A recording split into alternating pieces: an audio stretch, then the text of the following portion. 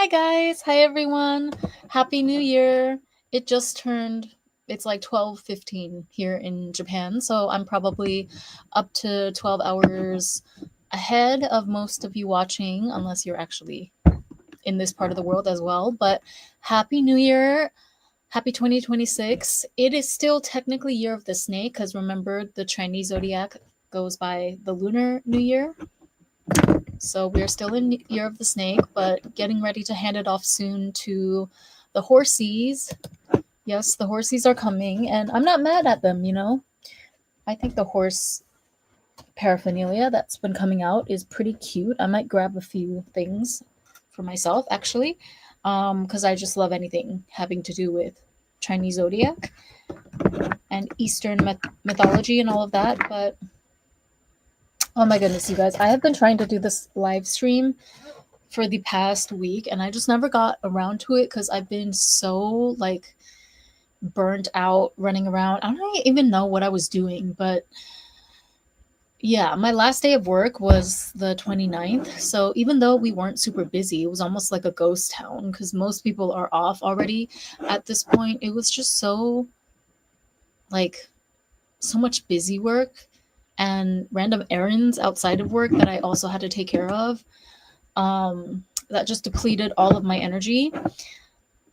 So yeah, forgive me if I seem a little low energy in this live, but I really wanted to come on here and get this next installment of the Tokyo Japanese Chinese traditional wear beauty pageant saga out of the way. I think we're in the third installment now, right?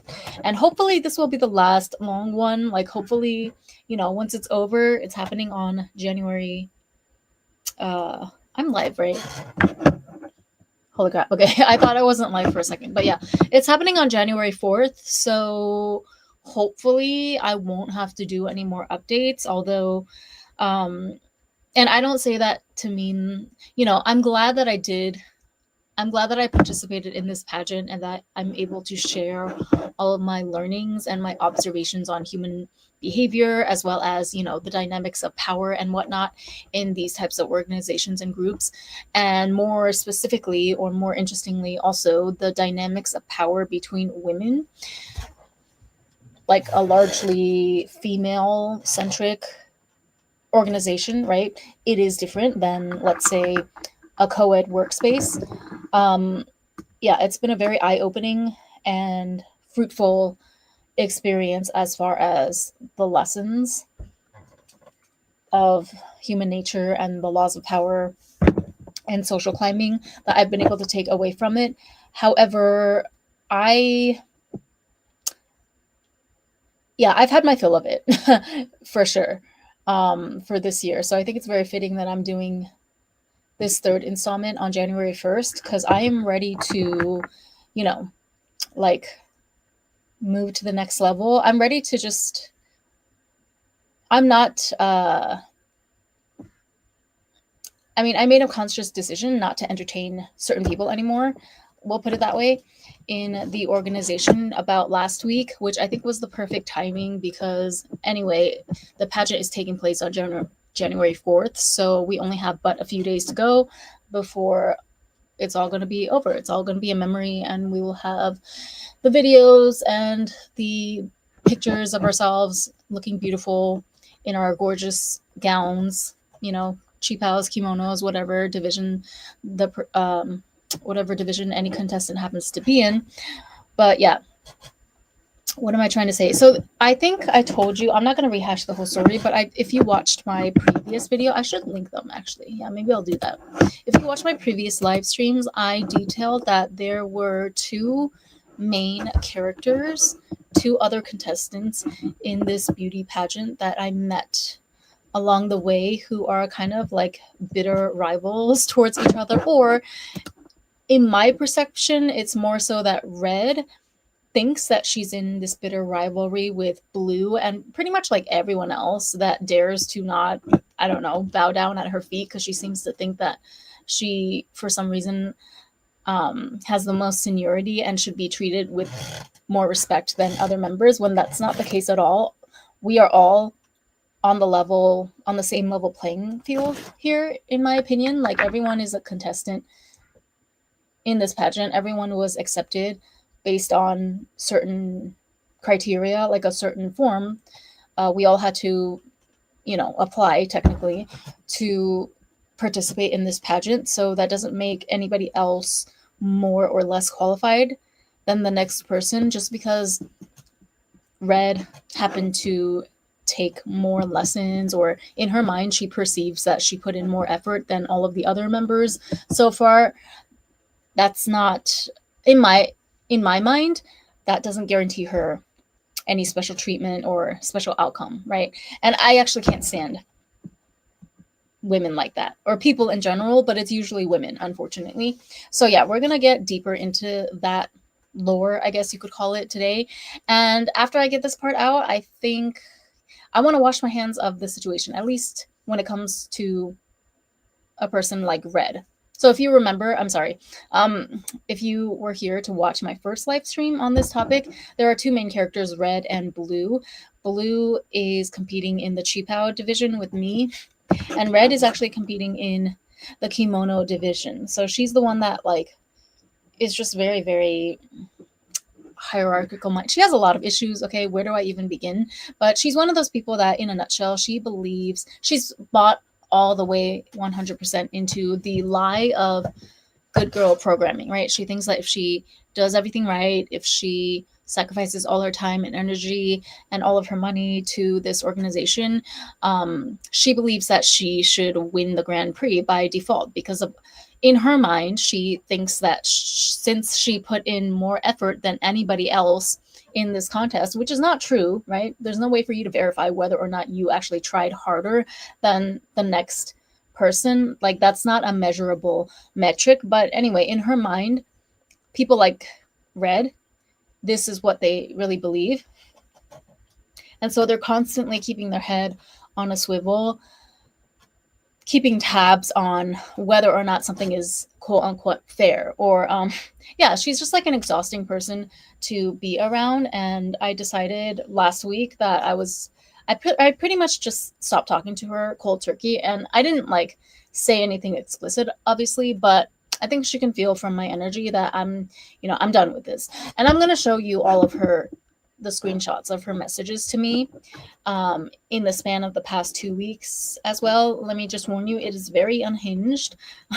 Or I don't know, it might not seem unhinged to you on the surface, but trust me, in Japan, this counts as unhinged. Like, she might not be saying the most crazy explicit language necessarily, but just pay attention to the contents of what she's saying. And this is a grown ass 38-year-old woman, by the way. Red and Blue are both 38 and I'm 36. So not only are they older than me, but also we are all in our mid 30s anyway. So at our grown age, I just, like, I'm not surprised or anything, but it's just been kind of wild to see this drama unfold in front of my eyes in real time. The proof that, wow, there actually are like women in their 30s and up who are still stuck in this super immature, like catty, internalized misogyny mindset. And it's really sad to see at the end of the day. But I also know that it's not my job to save anyone, and it's actually very dangerous if I allow myself to get involved any further past a certain point of intimacy, let's say, with these types of people, these types of women, because no matter how much, okay, when you are dealing with an insecure woman, like let's say a potential female friend that you meet through a new hobby or activity, such as this pageant for me, the sad truth that you'll learn the older that you get is that you really, if the other person is unhealed in any way, or if they haven't made any concerted effort, if it's obvious that they haven't made conservative, oh my God, if it's obvious that they haven't made concerted effort up until this point to really work on their triggers and their insecurity, healing their inner child and all of that, it doesn't mean that they have to be perfect. But if they're not at least self-aware and actively working on themselves, then there's really nothing you can do to save them or guide them. Even if they show interest or they express interest in learning from you, if they are really not committed to changing and helping themselves first and foremost, there's always going to come a point in the relationship where they basically turn on you.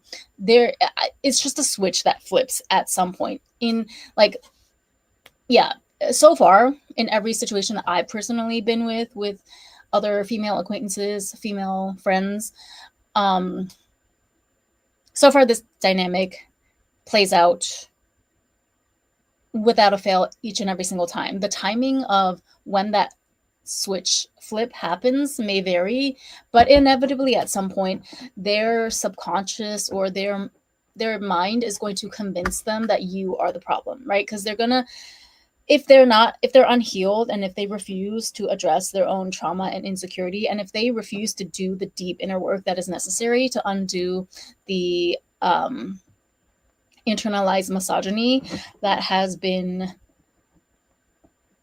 like, taught to us and indoctrinated in all of us at such an early age, if they refuse to actively undo that within themselves, at some point down the road, through their interactions with you, they're going to turn on you because you are inevitably going to start annoying them by the way that you live your life, which is free from, you know, free from guilt conditioning, because you've undone it in yourself, right? You've saved yourself, you've done the work, you've sought out the teachers and the resources to help you undo all of that patriarchal conditioning. So they're going to see you living your life fearlessly and be unapologetic and all of this stuff.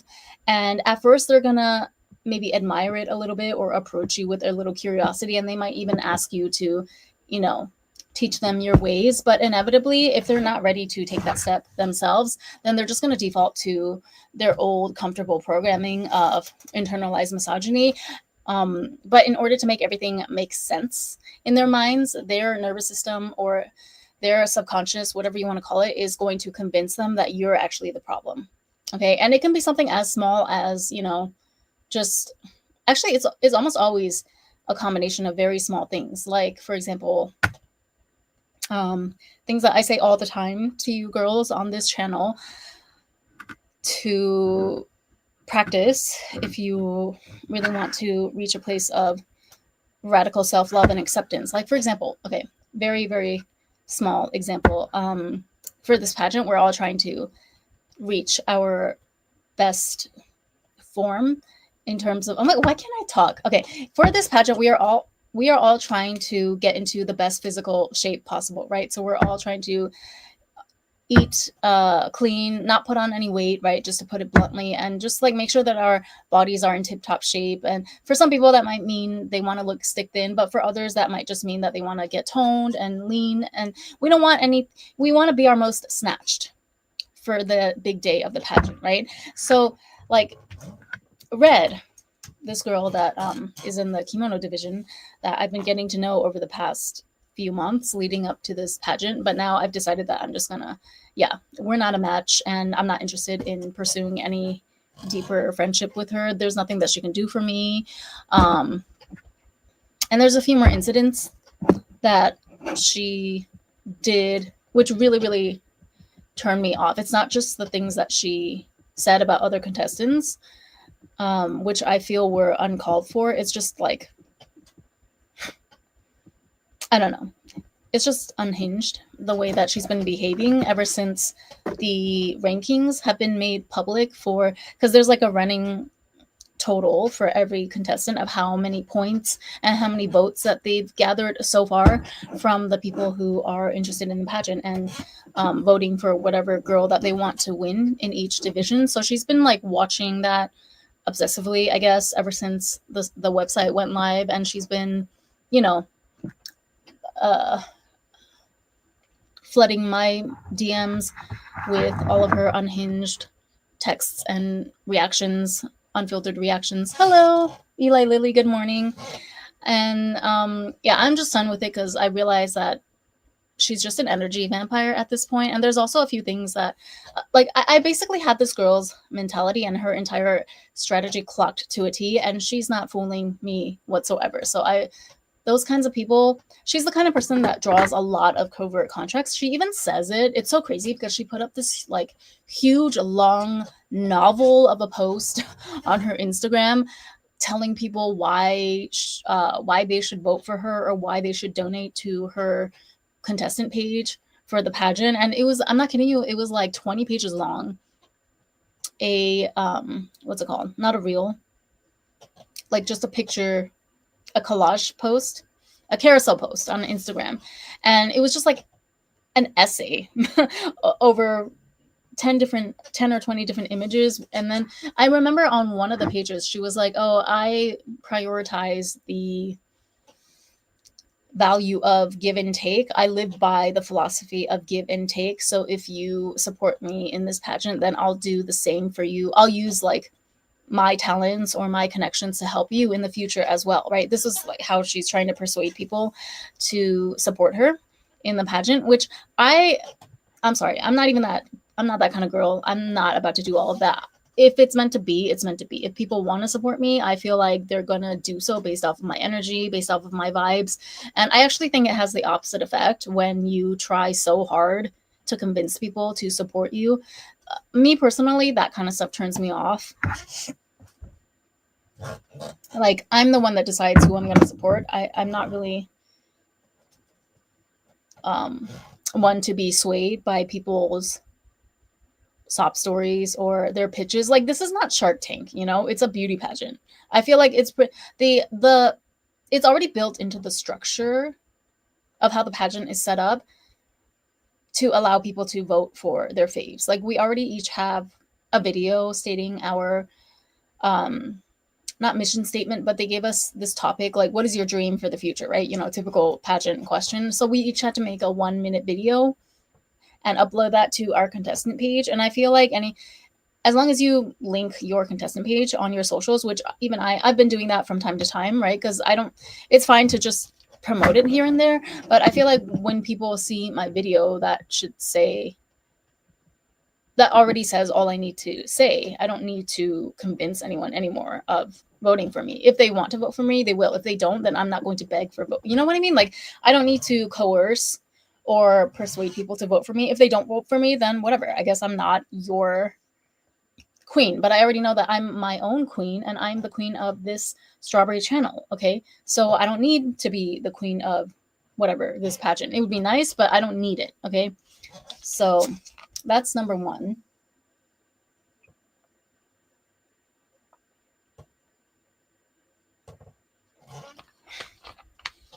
But yeah, sorry, I'm trying to get my thoughts straight because I have a lot of things that I want to say, but I don't really know where to start. Okay, so this girl Red, right?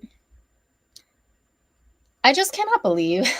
I'm not surprised, like I said, but it's just wild to see in real time, in my own life, like unfolding before my eyes, an actual 38-year-old woman acting no better than an insecure, catty middle school girl. Okay, where do I want to start? As I have a bunch of screenshots from her DMs to me that I'm going to read to you. Hey, I've been leaning into the beauty content. Hey, Strategic Feminine. Yeah, I hope you're enjoying this. I'm so over it, as you can tell, but I'm still excited to, bring the messages that I learned from this experience to my channel. It's just, it's been a trip dealing with this one girl in particular. The beauty contest is not for the weak or the poor. It definitely is not. That's for sure. And that is true not only in the physical realm, but also in the spiritual realm. So I think the name that I titled my first live stream on this topic is very apt. Beauty pageants are spiritual and political warfare. So, okay, you know what? Let's start with the spiritual part. Okay, I want to start with a general reminder to you girls, or for some of you, this may be the first time that you've heard it said so explicitly, but please listen up. I don't know if this is one of the 48 laws of power, or I'm sure it's written in a Robert Greene book somewhere. Sorry, I didn't have time to check any sources, but I'm just speaking from my heart and like my intuition right now. Okay, so realize, you need to realize and you need to know that anytime somebody approaches you and you respond to that person, you are basically entering into a negotiation with them. Okay. um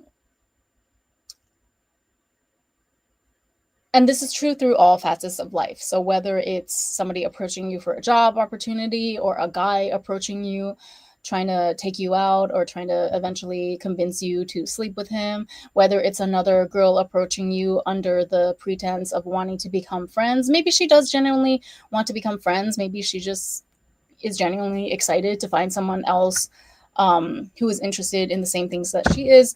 But never ever ever forget that the person who approaches first is the one in the one down position in the beginning. Okay, so anytime you are approached by somebody else first, don't forget that you are now the one with the power. You have the power to accept or reject their advances, their offer. And you also have the power to ask for more, okay? Or demand that they give you a better contract or better terms if you don't like what they initially presented, right? But the problem is that the predators of the world, or not even predator, we don't have to go that far, but just the cunning people of the world, the people that are, yeah, like very cunning, and they know how to manipulate others to bend to their will. They're also very good at spotting people who have been raised to be people pleasers, or like they can sniff it out if you are one of those people who is uncomfortable with asserting yourself, or you're afraid of rocking the boat. Like if somebody approaches you with some sort of offer, I'm sorry to say it, but it's probably because they perceive you as somebody who doesn't know how to hold your own boundaries off of their first impressions, right? Little do they know you might be, the most badass, self respecting, self boundary holding person in the world. But people go off appearances, right? So this is something that I experience a lot, because I get told that I'm super young looking for my age. I'm 36, but I still regularly get mistaken for being in my mid 20s, early 20s sometimes. Even recently at this random like real estate event that I just volunteered to work at for 2 days just so that I could earn some extra money for this damn pageant. This guy that was like 2 years younger than me thought I was in college. He asked me immediately. He was like, "Oh, so are you a student?" And I think also because um the fact that I was basically doing part-time work at his event, it kind of would make sense if I was a college student trying to earn some extra cash on the weekends. But no, like I'm 2 years older than you, actually, buddy. But yeah, he thought I was like literally 19. So people assume a lot off of my appearance, that I'm just this innocent, docile, like I'm not going to fight back. I'm not going to stand up for myself. Anything that I'm easy to persuade, right? I'm easy to suggest things to. And then they find out very quickly that I'm not the one. Because I catch on to people very quickly. And this is one of the things that, like, how do I want to put this? It's been disappointing. Okay, it's been very eye-opening participating in this pageant in particular, because it exposed me to a lot of these types of interactions with people. Sad to say, a lot of women in this pageant have approached me in some way or another under the pretense of being friendly, connecting woman to woman, connecting with a fellow fierce, independent woman, only to ultimately try to sell me something in the end, essentially, right? Or try to coerce me to do something to support their agenda. I don't appreciate that at all. And I will cut you off so quick the moment that I get a sniff of that. And the truth of the matter is that most people are out to take something from you. And again, I don't know if it's just because I decided to join this pageant this year. And I'm struggling to articulate myself because I'm glad that a lot of these things happen, because I feel like it sharpened my muscle even more of discernment. It's not that it opened my eyes in the sense that I was always very aware of people, and I'm always very perceptive. But and I'm also, again, I'm in my mid 30s, so I'm not so naive to think that just because someone's being nice to me, that they're doing it out of the kindness of their heart. I wasn't born yesterday, so I know that usually when somebody's approaching you, especially if they're the first one to send contact, usually they're trying to get something out of you in the end, right? Or they're trying to butter you up for later, eventually, when they make the ask, right? They're just waiting for the right timing to ask you to buy into their product, or usually it has something to do with extracting money or energy or time, or all three of the above from you. And it's not always necessarily a bad thing. Again, like I said in a lot of my previous videos, if you can see true value in establishing a reciprocal relationship, like a truly reciprocal give and take relationship with this person, where both of you actually benefit equally from the interaction, then I have no problem with that, right? In fact, I prefer that. I prefer the cut and clean nature of that to just more of like an emotionally dependent type of friendship, right? Like, I don't mind a so-called transactional relationship as long as all parties are completely aware of, the terms and the boundaries, and everyone is respectful of the other party's time. Um, but I guess what I'm trying to say is that, like, yeah, I feel like it kind of put me into a more negative headspace these past few months. Just the magnet, like just the quantity and the frequency with which these interactions have been increasing ever since I joined this pageant. And like, obviously, I'm not letting anything get to me personally, and I'm taking it all as valuable evidence for me to present to you girls on my channel. So that gives me a lot of joy, and that makes me excited. But at the end of the day, I am beyond ready to kind of wash my hands of most of the interactions from the other contestants that I've met through this pageant. Like, I'm glad that it's going to be over in a few days, and I'm glad that I'm not going to have to do anything. Not that I was ever mandated to hang out with them or schmooze with them in the past, but I'm glad to put that behind me, because now that I kind of pulled all of my energy back to myself, like for these next 3 days, I'm only going to be focusing on my own preparation for the event, right? And I'm not even thinking so much about what's the result going to be. Like, obviously, everyone wants to win the Grand Prix, but we're going to get to my predictions for the Grand Prix in a minute, because there's been some new developments on just the rankings, as well as new insights that I've gained from the senseis about how the final score of everyone is actually going to be determined. It makes me just not really get my hopes up, to be honest with you. Like, it kind of, I don't know, it makes me a little bit like, I'm over it. I'm a little disillusioned, right?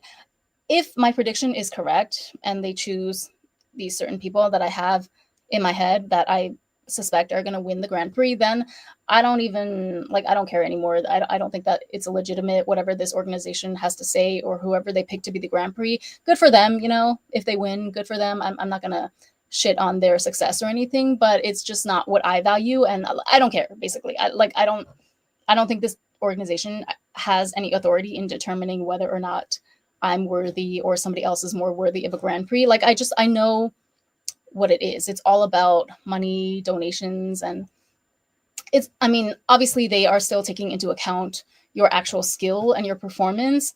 And there's also, you never know.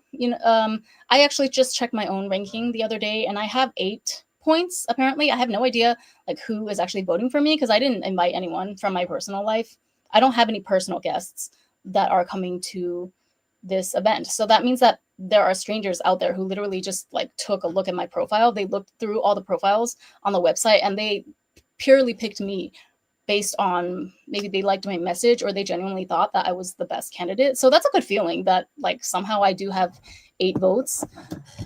I'd love to introduce myself. I think it's best to send your proposal right away and not use the hey queen tactics. Yeah. Women are intelligent and we should recognize that when communicating. Exactly. Yeah. And there's also, there's a layer of that with me being in Japan. So there's the Japanese culture aspect of it too, which Japanese culture is basically just one huge covert contract. Like it gets exhausting and it's not fun. It's not fun to deal with on a daily basis. This is why they always say that it's amazing to be a tourist in Japan, not so great to be an actual resident, right? Now, me personally, in some weird twisted way, I guess I am kind of suited for the particular niche level of mental warfare the niche level skill of mental warfare that is needed to survive in this society, because I've survived so far for the past 12 to 13 years that I've lived here. So I don't know if you would say I'm thriving. I think I am, given the circumstances, given the fact that my personal life has gone through so many upheavals in the past 2 to 3 years, the fact that I lost my dad so suddenly 2 years ago, but I still came out on top and I'm working at like one of my dream companies. So in my own way, I think that I'm killing it. And like somehow I have the skills and the intellect necessary to stay afloat in this society. So that's again one of the reasons why I decided to challenge myself by joining this pageant. I'm proud of, regardless of what the Grand Prix result is, I am proud of the learnings that I've been able to make along this journey. Like I'm proud of myself for being able to clock, the actual machinations that are going on behind the scenes and the actual motivations of certain people before they were able to get too close to me. I am really proud of myself for that, right? Because that's something that maybe like 20 something year old me, a younger, more naive me, I've definitely, when I look back sometimes on certain interactions I've had with people in my early 20s or just when I was younger in general, it's not a good feeling because sometimes you come to this realization like, oh crap, that person was actually just using me, like, oh, now that I come to think of it, she only did call me to hang out with her whenever all of her other friends couldn't make it. So I was like the last resort because she knew that she could count on me to show up even if she only gave me 24 hours notice. Like those types, not a lot, because again, I've always been a pretty shrewd person and a pretty self-preserving person, I guess you could say. But definitely like a few of those events I thought back on after going through this whole pageant process this year. And it's a good feeling to know that like I'm much more wiser and that I catch things before they even have the ability to escalate out of control now in my 30s. And so I just wish that like this is the wisdom that I would have wanted someone to impart to me when I myself was in my early to mid 20s, right? So I hope that like if I can reach anyone out there who is still going through that stage of their life, I hope that this could help you in some way. But yeah, I feel like I've been talking in circles for this whole time, and like I have concrete examples that I want to share with you, but I don't know where to start. Okay, yeah. But going back to what I was saying about how you need to keep in mind that whoever is approaching you first, that automatically puts you in the driver's seat. Okay, that gives you the right to demand them to change or improve their terms or demand more from them, right? And don't a lot of times what happens with women in particular is that they are so brainwashed by people pleasing programming that they will respond to these people that approach them in a way where like a lot of these people that approach you, they are manipulators and they choose you as their target based on the fact that they can already see from your demeanor, or maybe they're misreading you. But for the most part, like people pick their targets intentionally, right? So if they see that you're a nice person and that you may be a little naive, maybe you're easy to, maybe They know that you're desperate for acceptance in a certain group or something. They're going to use that against you.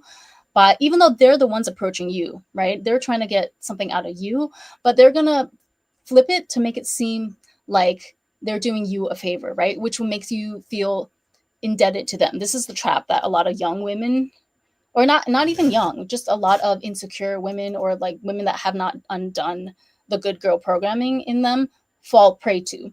So this I want to use these examples that have recently happened to me in this whole pageant fiasco as a warning to you guys, because I was able to catch them like almost immediately and nip them in the bud before they could ever escalate, right? Because I'm a very self-loving, self-respecting person and very astute person as well. But a lot of girls, if you're still in that journey of not people pleasing, and if you still have trouble asserting your boundaries with other people, please listen up, right? Because this is the exact, like, your weaknesses, even though you do it, even though you are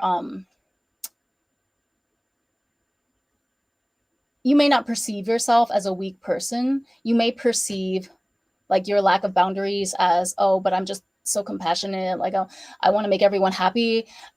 It doesn't matter how you perceive it. Like, that is what predators are going to pick up on and use against you. Make no mistake of it, okay?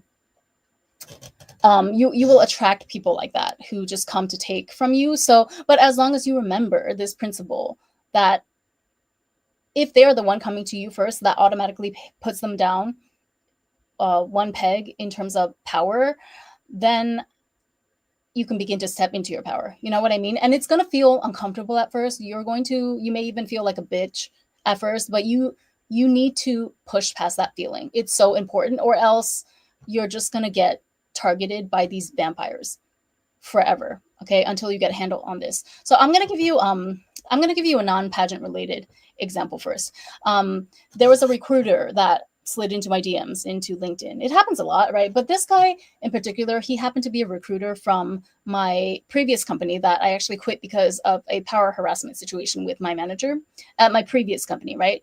And so this other guy from a different department messaged me and asked me if I was interested, if I was looking for a new role, blah, blah, blah. So then I didn't answer him because I'm like, okay, well, he probably doesn't know that I already quit in like January and I'm working on a new company right now. But then he messages me again. He's like, hey, Ren, I just wanted to know, did you get my message? I'd really love to hear back from you because your skills look like they could fit, blah, blah, blah. So when it comes to the game, how would you suggest armoring our mind prior to participating? Yeah, exactly what I'm saying right now. Be aware of the power dynamics. Like, be aware and know that you are the one with the upper hand whenever somebody approaches you first, okay? If you approach somebody else first, then they kind of have the upper hand, right? Because whoever approaches first is the one trying to make a sale, essentially, right? So this recruiter who approached me, he was trying to make a sale, right? Because he has a job where it's his job to fill in the seats of whatever positions that he has open, whatever positions that he's overseeing. He wants to get the best qualified candidates as possible in those positions for a good price to the company, right? But recruiters, or just the nature of recruiting in general, they try to position it, they try to frame it as if they're doing you a job, right? Like, hey, I know about this great opportunity. Don't you want to hear about it? But and if you're not careful, you might get distracted by that and start, falling into their trap. But as long as you remember what the actual power dynamics are, depending on how the situation started, then you should be able to control or steer the conversation. Always make sure that you are the one with your hands on the steering wheel, okay? If at all possible. And know that if it ever starts to take a turn where you're not happy, or you feel like the other person is pressuring you, or making you feel uncomfortable, you always have the option to let go and wash your hands of it, all right? So yeah, with this recruiter example, he was someone who worked at my previous job that I already quit. So then he kept like messaging me a couple of times, and his name was also familiar to me. I never met him in person, but I knew his name. Like I saw him in running in the same circles as I did on LinkedIn, at least. So I messaged him and I was like, hey, so and so, thanks for messaging. Thanks for thinking about me about this position. But just so you know, like I was actually working as a contractor for your company 6 months ago, and then I quit. I didn't renew my contract. So I don't know if that's like a conflict of interest, or basically I was telling him like, I don't want you to waste your time, right? Like I'm open to hearing about new positions, like especially if the pay is enticing. That's really what it comes down to me, what it comes down to for me. But I don't want either of us to waste our time if there's a conflict of interest there, right? Like if I'm blacklisted or something, I don't know. This is just my imagination. Why would they blacklist me if I was the one experiencing the power harassment, right? But you don't know what it's like in these companies. So I was basically like, without saying it explicitly, I was letting him know that, hey, I already quit um, under not so great circumstances. So maybe you're barking up the wrong tree here, right? I was trying to give him like the chance for a graceful exit. But then he replies to me and he's like, oh, don't worry, Ren. Yeah, I'm well aware of your past employment history with us, and it's no problem at all. You know, I already knew that before I reached out to you with this new job position. By the way, it has nothing to do with, it's not connected at all to your old job. So I still think that you're a very strong candidate for this. So I was like, okay, great. But just so you know, like I'm looking for A, B, C, D, E in my next employment situation. So basically, I am only interested in permanent jobs. I'm only interested in this salary and above, right? I gave him a bunch of criteria without hesitation, okay? Because like, you know, a lot of you girls, you're afraid of coming across too direct. You're like, "Oh, I don't want to be rude. I don't want to make them uncomfortable." But didn't they make you uncomfortable by sliding into your DMs when you were just minding your own business? What about your comfort? You know, why do you so quickly forget about and forgive other people for intruding on your space, and then for some reason you're afraid to return the same energy? Like, cut that shit out. Return the same energy and then some, okay? So and that doesn't mean be rude. It's just you have a right to push back, right? So cuz I'm like, if you're messaging me, you know, you're taking up my time, you're taking up space in my inbox, so you better have something good to offer me. You better have a good reason for why you're disturbing my peace, right? So yeah, I tell him that I'm very open to new opportunities, but these are the conditions that need to be made, right? So then he's like, oh well, you know, I can get like 70 to 80% of the salary that you're requesting, but honestly, for that amount, because I was requesting like a high amount, because duh, why would I change? Why would I go through the trouble of changing jobs unless it was for a significant salary hike? What's the point in that, right? That doesn't benefit me whatsoever. In fact, it makes my resume look even more choppy and bad. Like I might as well just stay at the place that I am until and just wait patiently for the next opportunity that has a significant salary gap.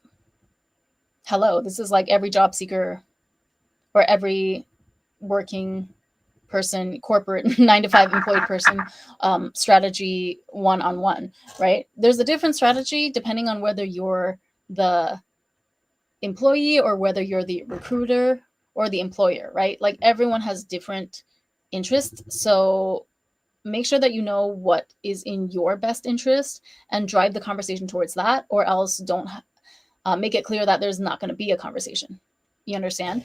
So yeah, I was like, it has to be above, like, let's just say it has to be above $100,000 USD, right? Like, I'm not gonna go through the trouble of interviewing and trying to change jobs unless it's over 100,000 US dollars.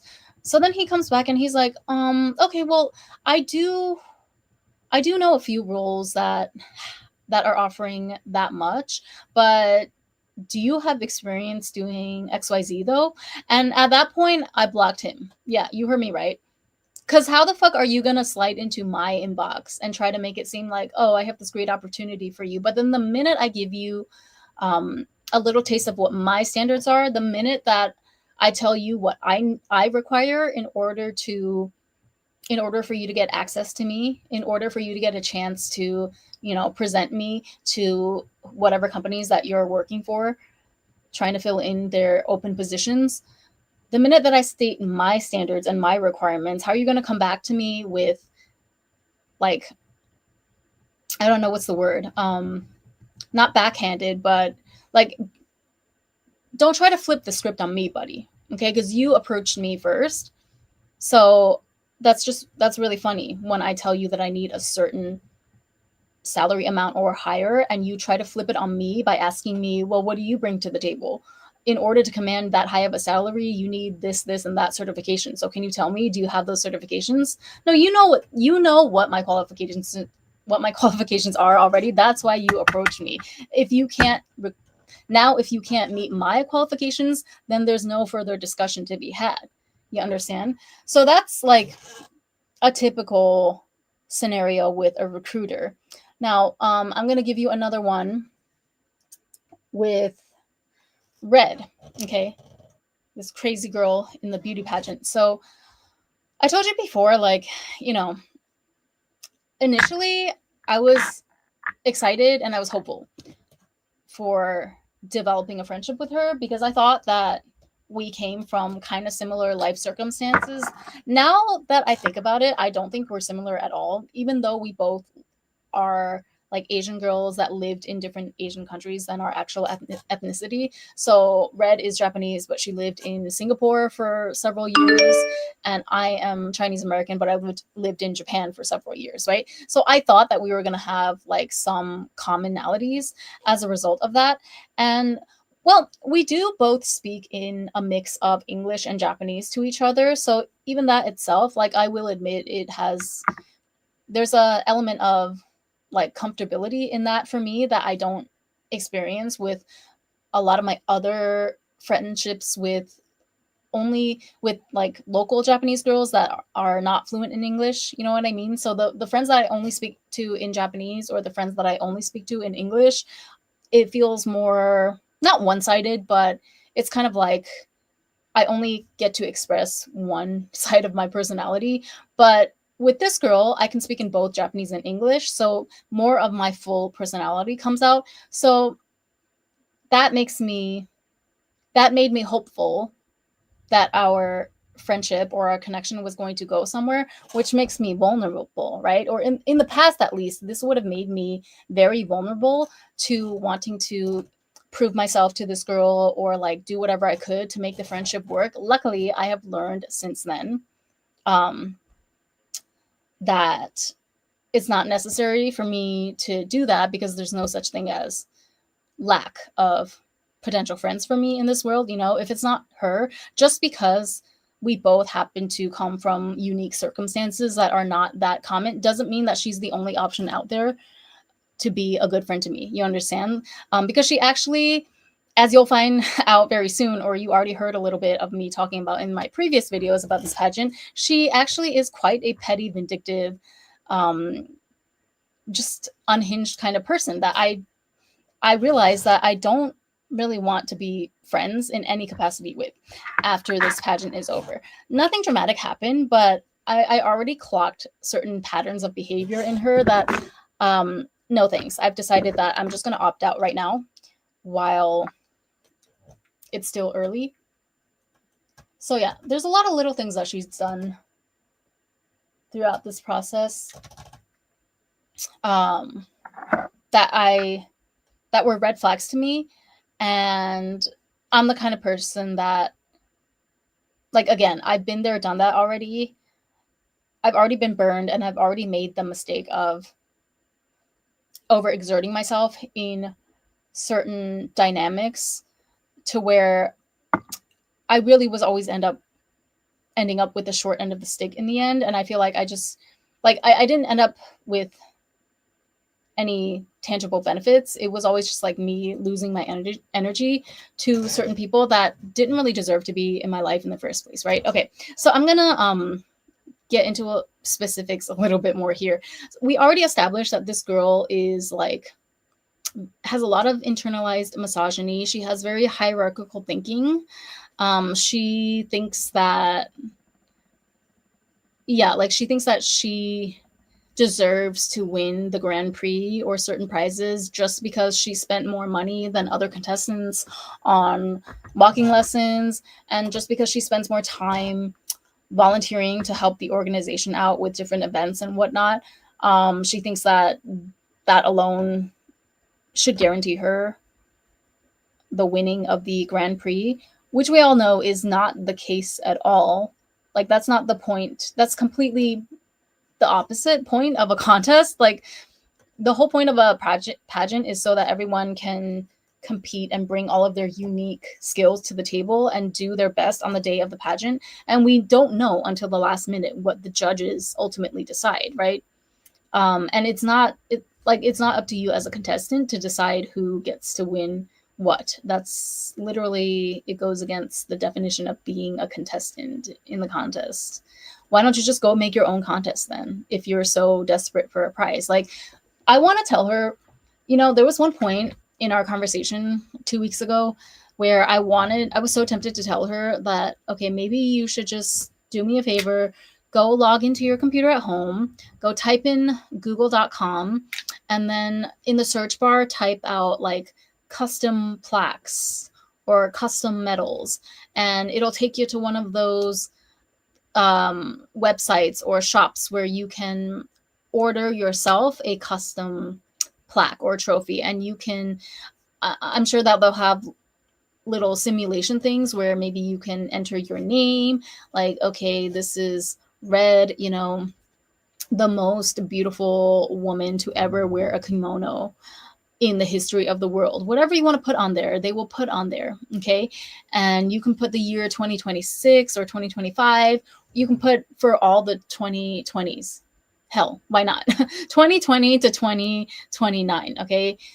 This is the gold medal or the platinum trophy for Red for being the most beautiful, the most amazing girl to ever walk this earth in a kimono, period. Okay, so write out whatever you want on the plaque, and then you can place an order for that. And maybe 2 weeks later, or however long it takes for them to make the plaque, it'll arrive at your door, and then you'll have your very own custom made trophy stating how amazing and wonderful you are. Because I think that that's what she's looking for, rather than the Grand Prix of an actual pageant, where the purpose is for several different contestants to showcase all of their talents and what they have to offer, and for the audience and the judges to select in the end who they want to be their kimono queen or their chipao queen, right? I think you're in the wrong arena. That's what I wanted to say to her, because that's what it seems like she needs to do in order to be happy. But hey, what do I know? Okay, so hold on. Yeah, I think when it comes to men, or even like I just talked about that recruitment scenario where a recruiter reaches out to you first and tries to convince you that you're good for this role, but then once you start getting into discussions about what you would require in return for taking on such a role, then they try to flip the script on you and ask you they try to suggest or imply that you don't have the qualifications to be demanding the salary that you're asking for. So then they try to make you now prove yourself to them by asking you, well, do you have any other certifications, or do you have any more relevant experience in this field that would command the high salary that you're asking for? Don't fall for it, okay? You don't have to go as far as to block people as I do, although I highly recommend it, because nothing gets the point across quicker than blocking someone to let them know that you do not play those reindeer games whatsoever. But yeah, I think in the recruitment scenario, and also with men, it's quite obvious, right? Especially if you're a decently attractive woman who commands a certain level of male attention from time to time. It's quite easy to see when a man is approaching you with ulterior motives, right? And we even have a term for it these days: love bombing. where they come in hot with all the compliments and sometimes the gifts and the fancy dinners and whatnot. But at the end of the day, they want something from you, which is your feminine energy, right? Or I mean, they want to sleep with you, but essentially that means that they want to take your sexual and your feminine energy from you, right? They get energized through doing that act with you. So that's why they approached you first in the first place, because they're the one that wants something with you, right? And so I think most of us as women, like when we're in that dynamic with a man, we inherently understand that, okay, he approached me because he wants something from me. And so if you're not a 50-50 chick, if you're not a pick me, which I hope you're not, if you're on this channel, then you would naturally like start to test that man a lot or ask for more things to see just how far he's willing to go in order to get a chance at dating you or whatever. Which is, that's good if you recognize that scenario and you take it as an opportunity to ask the man to prove himself to you more, right? Whatever that looks like for you, whether it's buying you gifts or taking you out on dates or, acts of service, whatever you require in order to feel like you could consider somebody as your boyfriend or your partner or whatever, then as the person who is approached, as the prize who is approached by the guy who wants to sleep with and be seen with the prize and, bask in all the feminine energy that the prize has to offer, then you have intrinsically as a woman that you have the right to test the guy essentially and make him work for the right to be with you. But I think where it's much more hard to detect is when it comes to female acquaintances or new female acquaintances. And it saddens me to say, but I don't think that female predators are talked about enough. One, because I think, well, the obvious aspect of the fact that I guess, like, when you think of the word predator, you think of a man, SAing a woman or violating her is the most common example I can think of. You don't really hear of that too often from a woman to another woman, right? So female predators, in my experience, it just happens a lot more covertly, and it's almost like if you don't know what to look for, or if you're not cautious, and if you're not aware of the fact that everything is a negotiation, it's almost like you don't even notice that it happens, right? Until you get to the point where you actually do have something of value that people want. Okay, so I feel like I'm not explaining this well. I feel like when you're younger, this is not the case for everyone, obviously, but I'm just talking in generalities for the sake of making a point. When you're younger, you don't really have anything to offer except maybe your beauty, right? So think of like a 20-year-old college girl. You're probably living on ramen noodles, or maybe you have a part-time job and it pays you minimum wage. So like you don't have wealth, right? Unless you come from a wealthy family. But even then, let's just say you don't come from a wealthy family, you don't have any particularly powerful connections, and let's say that you're average looking, right? I feel like in that scenario, most people, um, you don't have much to offer in terms of like there's nothing of value that can really be taken from you at that point. So you won't get approached by those predator types that much when you're that young, unless of course you have maybe the currency of beauty, right? In which case we know this scenario very well, where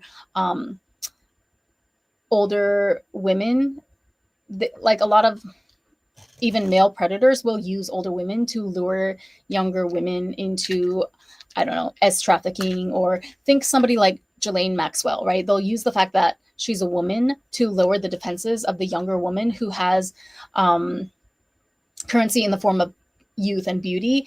And then they will use that they will also use like your insecurity and your unsureness of yourself. Is that a word? Unsureness. But the fact that you're young and you're still figuring yourself out, you still haven't found out how, you still haven't figured out how to assert your boundaries, and you still have that people pleasing streak in you where you just feel like validated whenever if a powerful or like a wealthy stranger approaches you, right? If a older woman approaches you and tells you that, oh, she has a really wealthy client, or he's a famous actress and you look just like his type, so I'm going to take you to all of our after parties.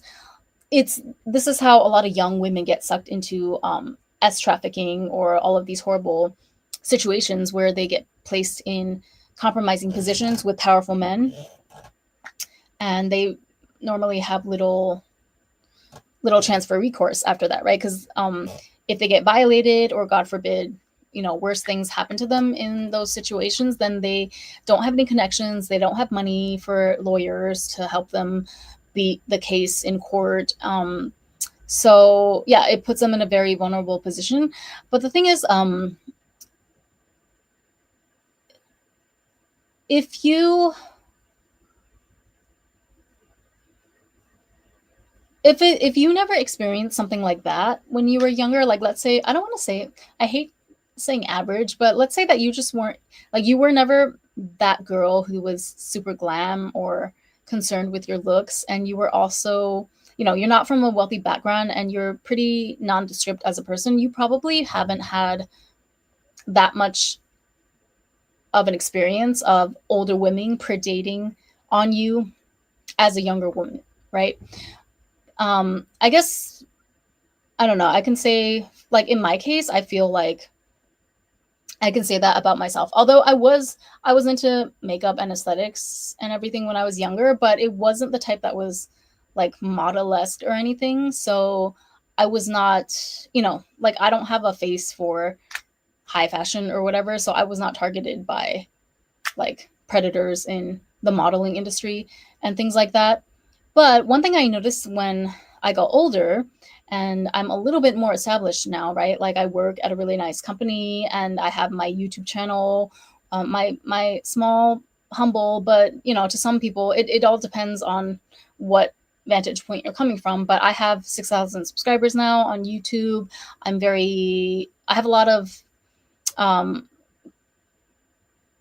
pieces of content out there of me speaking very confidently and very passionately on issues that I have a lot of experience in. So, and I've also developed more charisma, right, in my 30s than I have in my 20s. So, all of that combined with the fact that I'm now entering into this beauty pageant, which further kind of ups my social standing in the eyes of certain people. This gives off the illusion, whether real or not, it gives off the image that now I have more value and I have more like assets. I have, yeah, like more value, more resources to my name, that predatory people, when they see that, they're like, oh, I want to take some of her supply, right? Um, sorry, I thought I saw a new comment. So do you see what I'm saying? Like compared to when I was in my 20s, now I have more value in society. And like I don't think, it's weird to think about from my own perspective, because in my mind, I'm still just doing my own thing here. I'm just a working girl trying to get by day to day, trying to enjoy my life and live my best life. But from the outside, people see, they're like, oh, well, she has a YouTube channel and she has 6,000 subscribers. Oh, she's so interesting. She's Chinese American, but why is her Japanese so good? Like, why is she so fluent? Oh, she lived here for 12 years. Wow. Now she works at that company. So now people like look at me and they see me as a target more than they did when I was in my 20s and I had like nothing to my name, right? Yeah, the older girlfriend trying to get you into S work needs to be studied. Oh my God. Yeah, I could do a separate live on that alone.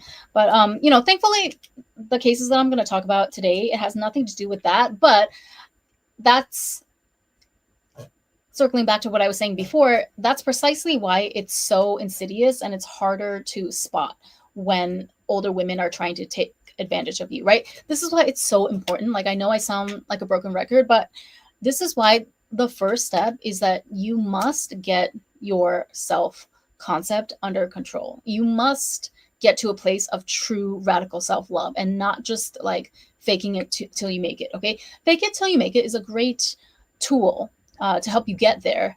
Rinse and repeat, fake it till you make it. That's fine, but you until you are solidly at a place where you can say, yes, I love myself and I do prioritize myself number one in my own life, then you're not even ready. You don't stand a chance against the energetic attacks of these kind of predatory women.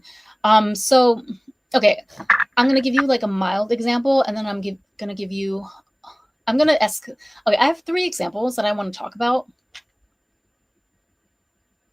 And I'm going to start with the mildest one and end with the one that I think is most egregious. The one that I was actually, me personally, I wasn't even the target of the 3rd lady that I'm going to tell you about. These are all women that I met through this pageant, right? All of them I don't want anything to do with after this pageant is over.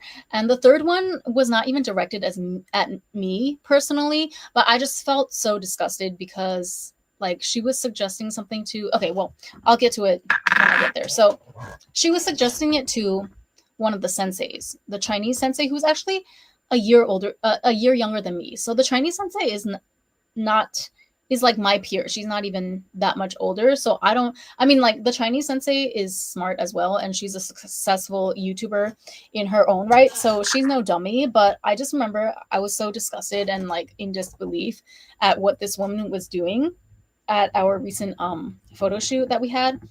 But anyway, I'm getting ahead of myself. So the first example I'll tell you about is I noticed with Red and her interactions with me as the pageant date neared. So I told you that she wrote a post on her Instagram, right? Where she kind of wrote like a novel in a carousel post about how and why she needed people to support her candidacy. And she was basically trying to persuade people to vote for her as the pageant queen or the kimono queen. And then one of the slides, she emphasized the idea of give and take. She was like, oh, I find this is a very important philosophy that I hold dear to my heart in my life. Like, just because I'm not just asking you to, the angle that she was coming from is that, I'm not just asking you to give me money and then I'm just going to pocket your change and never talk to you again. Like, if you support me, then you can count on me to support you in the future, whether it's whether you're entering your own pageant or you need my skills as an HR person, because she works in HR. So whether you need my skills in the corporate field or whatever, like I can provide value back to you for whatever support that you gave me, right? But the thing is, like, this is what, okay, she thinks that she's coming at it from a very like reciprocal angle, but she actually does the opposite. So what she does is that she'll do stuff for people and then, or she might not even do something for someone else, but in whatever the case is, in her mind, she feels like everyone owes her something. Okay. And that's including me. I'm sure of it, even though she's never, had the guts to voice that to me explicitly. But I know for a fact there were certain moments along this pageant preparation journey that she definitely expected certain things from me. And when I would not acquiesce or like I refused to cave into the subtle pressure that she was exerting out on me, I could tell that she felt some type of way. And I could tell that she was also just like stumped because she didn't know how to handle me, because I refused to kowtow or, bend myself in any way, because I know what my boundaries are and I know what I have to do and I know who I am. Oh my God, what am I trying to say? I know what's a reasonable request and what's coercion. I know the difference between that, and I'm not going to be coerced to do anything against my will. And I cannot be manipulated into thinking that I owe people something that I know in my heart I don't owe them shit. And I also don't expect anything from anyone else, right? I don't operate from that mindset where I think the world owes me something just because I put in the effort or I was a doormat. This is why I decided I'm not going to be a doormat in the first place, you know? So it's not my problem if somebody else decides that they're going to be a doormat and then they get mad at me or other people for like not giving them their just, in their minds, their just rewards. But it's like, we never asked you to do all of that stuff. So if you want to be mad, you can be mad by yourself in a corner, but you're beefing with yourself at this point, right? I used to think that the 20s are the prime, but the new trend of 30-year-old women look so much better in their 30s than 20s. Yeah, totally agree. But okay, so what happened? Oh, okay. So why can't I get through any story without going on forever? It takes so long to explain the nuances. But okay. So as the pageant was nearing, this is about 3 or 2 weeks ago. Um, she, I was eating lunch a lot with not just this girl, but sometimes some of the other girls competing in the pageant as well. If we all happen to be at the same place after a group lesson with the walking senseis or something, I would often go to dinner with either her and a couple of the other girls. And so that was my choice, right? Because to be honest, I just wanted an excuse to go eat at this really delicious Chinese restaurant that we discovered in Ikebukuro. So that's where most of our lessons are had, and some of the other meetings as well for the pageant. They always hold it in this one studio in Ikebukuro. So there's this really delicious, like authentic Chinese restaurant near Ikebukuro Station that every time I go to the studio, I always we made it a habit of always stopping by that Chinese restaurant, right? And I don't regret, going that often with them, but looking back, it did kind of drain me of my energy. And anyway, that's why I decided consciously at this point, like last week, I decided to put a stop to it. And I could have, suggested to meet up with Red for more dinners or more practice sessions, but I opted to just stop talking to her, right? Because I want to conserve my energy for myself the few days leading up to the pageant. So anyway, I think because of that, like I think because of our history of going out to dinner, going out to lunch, almost every time that we had a group event regarding the pageant in the area, I think this is what emboldened her to say that.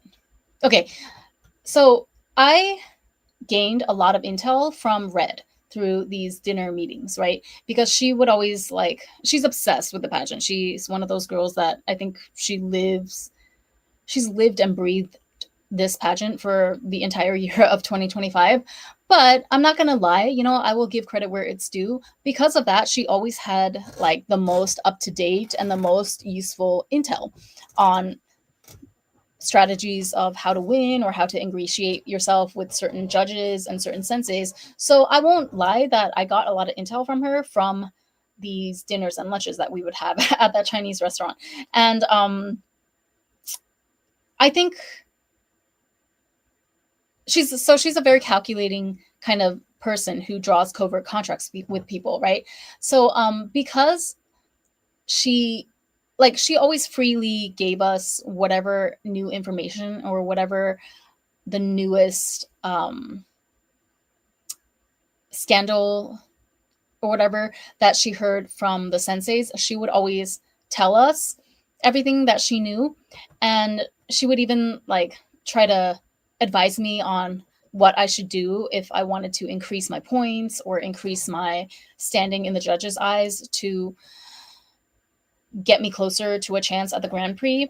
But then that also made me kind of icky because I knew that she only wanted me to win because she doesn't want to see blue win the Cheap Out division. So me personally, I feel like, okay, I don't want your support if it's just because if you want to use my victory as a way to get back at a girl that you don't like for whatever reason. I don't like that energy, so I would prefer that you don't even support me, right? Because I have plenty of people over here, like my subscribers on this channel even, that are rooting for me and they want me to win purely out of their support and their love for me, right? So I don't want to taint that energy with your weird little vendetta against Blue, because I can guarantee you the way that she talks about the other contestants, which I'm going to show you later in her DMs to me, but the way that she talks about them, I'm like, okay, so if we were in the same division, like let's say instead of Chipao, if I was in the kimono division, you would be like, we first of all, we wouldn't be having all these dinners together because you would see me as your rival because you're so fucking petty at 38 years old, right? But then it's like, I know for a fact that, so she would be talking the same shit about me as she's doing now to the other kimono contestants, like simply because they're in her same division. So that's why it doesn't feel good to me at all that she's rooting for me to win the cheap out division, right? Because I know for a fact that it's just because you hate Blue. It's not because you actually think I'm amazing and that you want me to win. So miss me with that, you know? I hope the best day, Ren, and good luck with the pageant and happy year of the horse. We'll be back to watch later. Thank you, JK. JK. Happy New Year to you too. And yeah, definitely come back later. And but I'm sorry, I feel like I'm rambling a lot this live, but I'm just gonna take my time as usual, you know? I've decided to follow Shira Seven's model and just live stream for as long as I need to until I get everything out. Because you know Shira has like 4-5 hour live streams sometimes. So hey, if she can do it, why not me?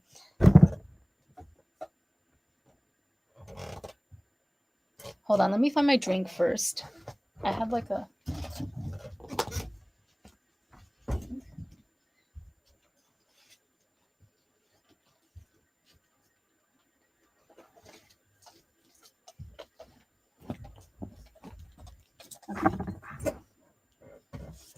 I have my Hojicha latte from 7-Eleven.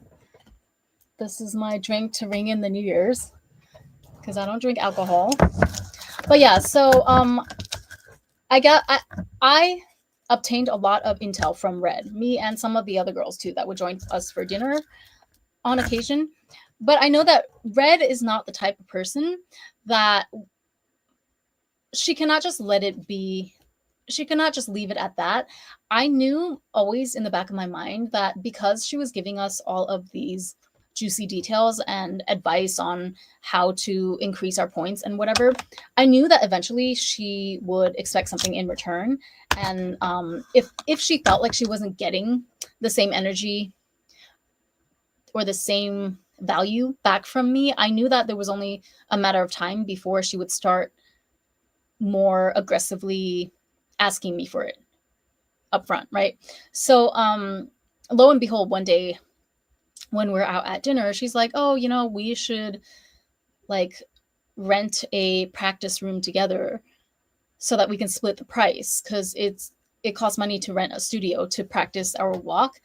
And I'm like, okay, bitch, if you don't, first of all, because she has a boyfriend, right? So one of her biggest mistakes was letting me know that she had a dusty ass boyfriend. I don't know if he's actually dusty, but like the fact that she's struggling to pay for all the expenses of this pageant, the fact that she complains, okay, about the fact that she complains about how much money she's paid so far for this pageant and she has a whole ass man in the background lets me know that he's dusty. I'm sorry, because why do you need, this is like what I really can't stand. Why do you need another girl to split expenses with when you have a whole ass man in your life? What is the man there for? You know? And like, I understand. Okay. If we're both single, right?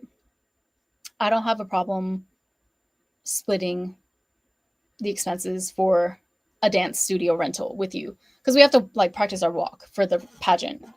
And there's also, they have a big mirror in the dance studio, so it's good for watching ourselves. And yeah, but like, I'm not gonna split a studio price with a girl that has a whole ass boyfriend. Go ask your boyfriend, okay? to pay for your dance studio rentals.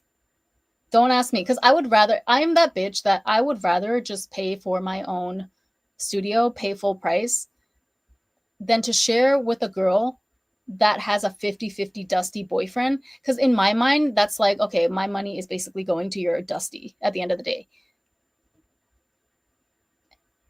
And that is something that you could not, like, I would rather be raked over hot coals than to give my money to a dusty or have it trickle down to a dusty somewhere. I know it's probably inevitable at some point in the chain of, money and transactions in the world, but if I know for a fact that you have a dusty in your life, then I'm going to make damn sure that I don't do anything to that could, I'm going to make damn sure that not a cent of my money ever trickles back to your dusty. Okay. I don't care if you call it psychotic. That's just an important principle to me to uphold as a Shira 7 girly. And so dinner doesn't count, right? Because dinner, like, it's 100% of that food is going into her stomach and my stomach. So dinner, we're splitting because we both eat half of the food that we ordered. But renting a dance studio and then saying that you want me to rent it with you so that we can split the cost while you have a whole ass man whose job should be to pay for the things that you're struggling to pay for in preparation for this pageant. Like, why? I don't appreciate that at all. So then plus I live far away from Ikebukuro compared to her. She only lives 10 minutes away from a lot of the studios that we go to in Ikebukuro, but I live in Chofu, which takes an hour to get from Chofu to Ikebukuro. Not to mention I have to transfer trains twice. Not to mention both these trains are very crowded and it's not a pleasant experience for me. Okay, you guys know how much I hate getting on trains, and I will not do it unless absolutely necessary. That's why I did not go into the office. I only went into the office 3 times in December because people like forced me to go to lunch with them for Christmas and shit.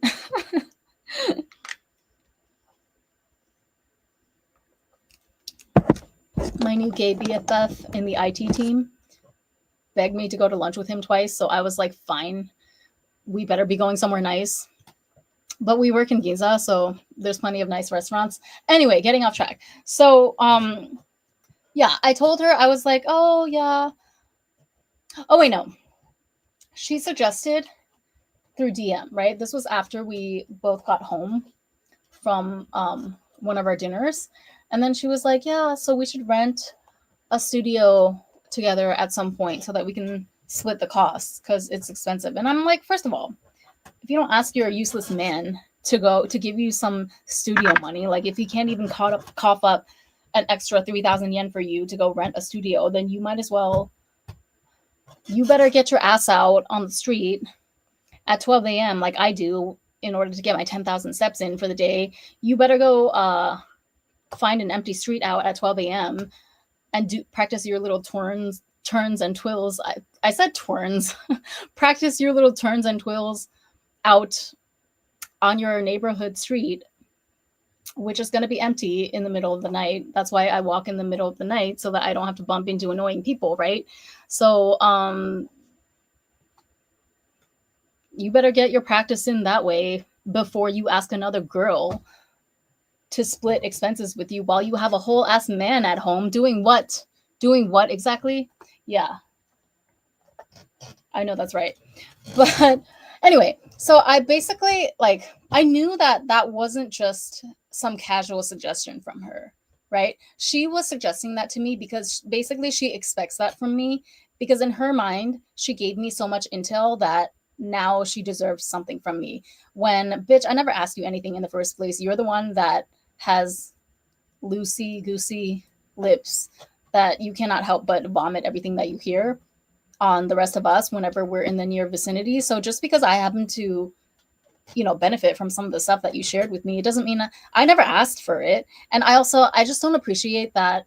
Like, why are you asking me to rent a studio with you when it's obviously I would have to go more out of my way because I live in Chofu. So I would have to travel an hour. Like, that doesn't make sense for me at all, to travel an hour to somewhere in central Tokyo to split a studio cost with you. I would rather just, I have a local studio that I already booked, by the way, for the night of the second, and it's super cheap. It's only like 4,000 yen for the entire night, 6 hours. And I always use that studio for whatever I have to practice for. In the past, when I used to do twerk dances, I was part of a little twerk dancing crew. That's a story for another day, but I would practice my dances in that studio as well. So like, why would I travel? Why would I go out of my way to get on a train and then transfer and go to Ikebukuro and then pay half for an overpriced studio in Ikebukuro and then travel another hour back home? So by this point, I'm like super exhausted, just so that you can save half on your studio price that your boyfriend is supposed to be paying for anyway. Um, so yeah, I didn't appreciate at all that she tried to suggest that to me, even though she did it very, very subtly. She was trying to be very, sneaky and nonchalant about it. But I nipped that bud and shut it down immediately. And I was like, oh yeah, I basically ignored her message, right? And when I ignore it, like in Japan, when you ignore something, that means that you said no, essentially. Everyone knows this if they're familiar with social norms in Japan, which both of us are, right? So it's not that she misinterpreted or anything. Like, she knows that I didn't answer her when she mentioned sharing the studio the first time, right?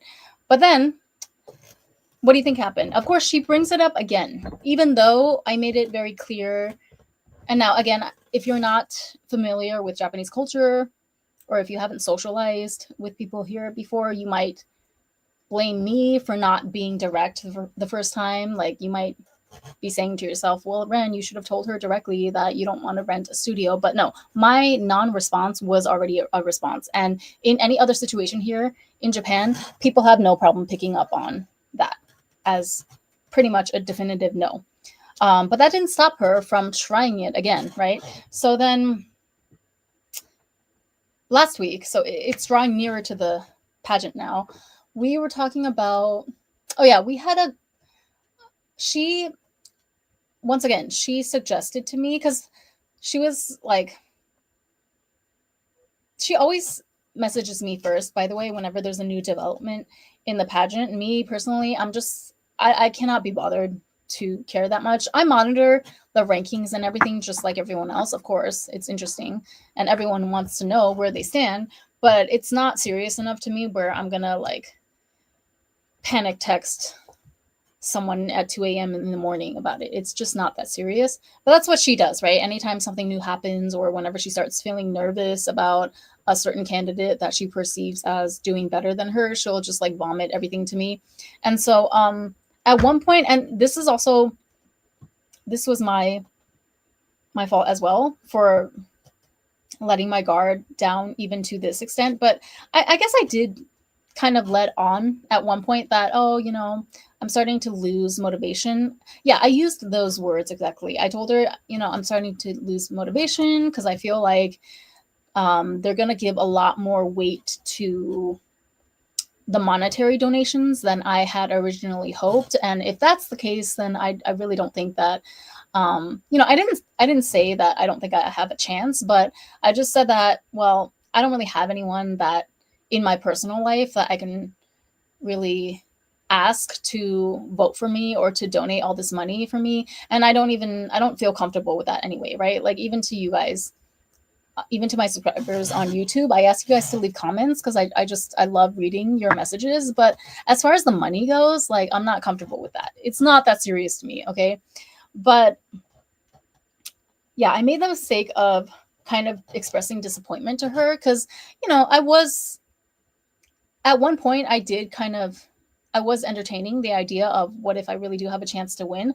But as the date drew nearer, it became more apparent that they really, really prioritize the monetary donations from the audience. So I kind of expressed to her that, yeah, I don't really see the point anymore of going so hard, essentially, right? Like, I'm still going to do my best. I'm still going to have loads of fun designing my own look and everything. And I bought I finally found the most perfect dress. I'll show you guys my dress later, but if you've been watching my page, you've already seen it in my community post. So I let on that I was kind of demotivated and losing hope, right? Like I kind of, in the beginning, I was optimistic and I was a little more motivated and putting in more effort, you could say, towards getting the Grand Prix. But then I let her know that now I feel differently and I just don't think it's worth my energy.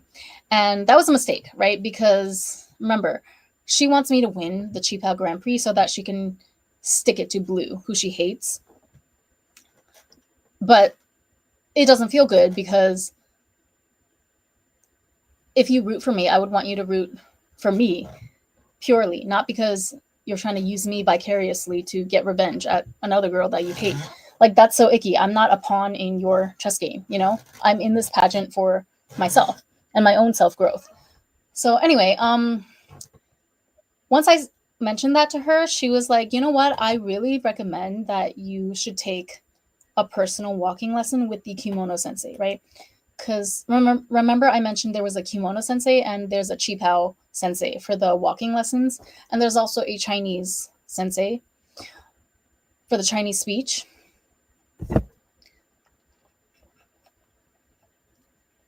So I love all the senseis, by the way, and I have never actually taken a personal walking lesson with the kimono sensei. Um, all of her group lessons have been geared towards the people in the kimono group, but I think she also, like, as far as the personal walking lessons go, it doesn't matter what group you're in, anyone can take a lesson with any of the senseis. But anyway, Red was telling me that the kimono sensei has more pull, or her vote has more weight than maybe the Chipao sensei, right?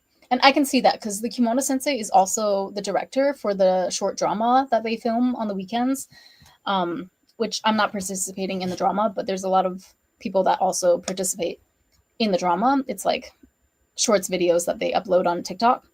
So she was like, when I told her that I was losing motivation and that I was just kind of feeling defeated or deflated because it became apparent that everything is going to come down to money at the end of the day. So I was like, okay, maybe I should just not even waste my breath, right? Or waste my energy on this anymore. She was like, well, you know, um, what did she say? She said, I hope I'm not overstepping or anything. Like, you don't have to follow this advice, but I would strongly recommend that you take a personal walking lesson with the kimono sensei so that you can make it known to her that you are aiming for the Grand Prix, right? Or that you can at least like show her that you're really serious about preparing for the pageant so that maybe she'll look more favorably upon you in the actual judging round of the competition. Why do I feel like my nose is stuffy now? I don't have a cold or anything. Anyway, so I took her advice because I was like, you know what, that's actually really good advice. Like I will look into it. And then so I messaged the kimono sensei and I did end up taking a personal lesson with her this weekend. So then I told her, okay, yeah, actually thanks a lot for that advice. I did go ahead and book a lesson with her. So I'm gonna do it on the 30th, right? Which was 2 days ago. And then I think she said, she was like, oh yeah, I have this little part-time like translation thing that I'm doing around the same time, but do you want to grab lunch later? And I was, because we had,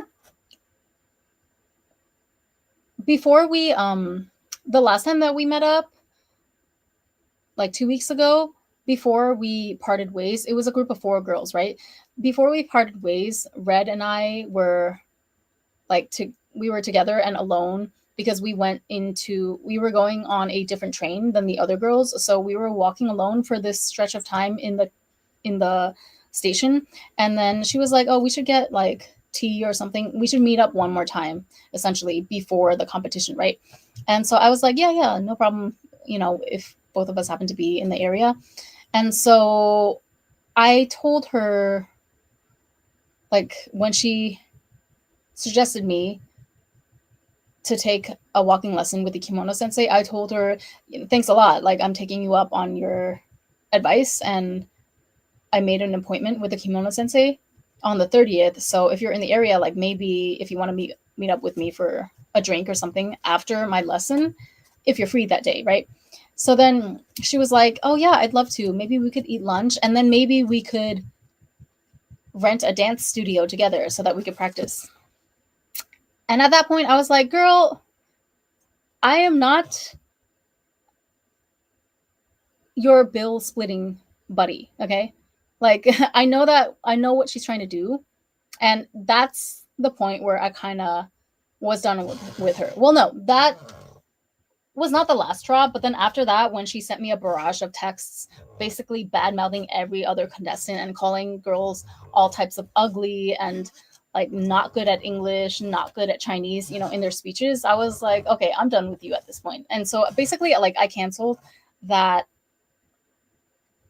cafe or tea meeting with her, the lunch meeting after my lesson, because I knew the moment that she suggested again the second time for me to rent a studio with me so that we could split the costs, I was like, okay, you know exactly what you're doing. Like, you didn't forget last time when I didn't answer you.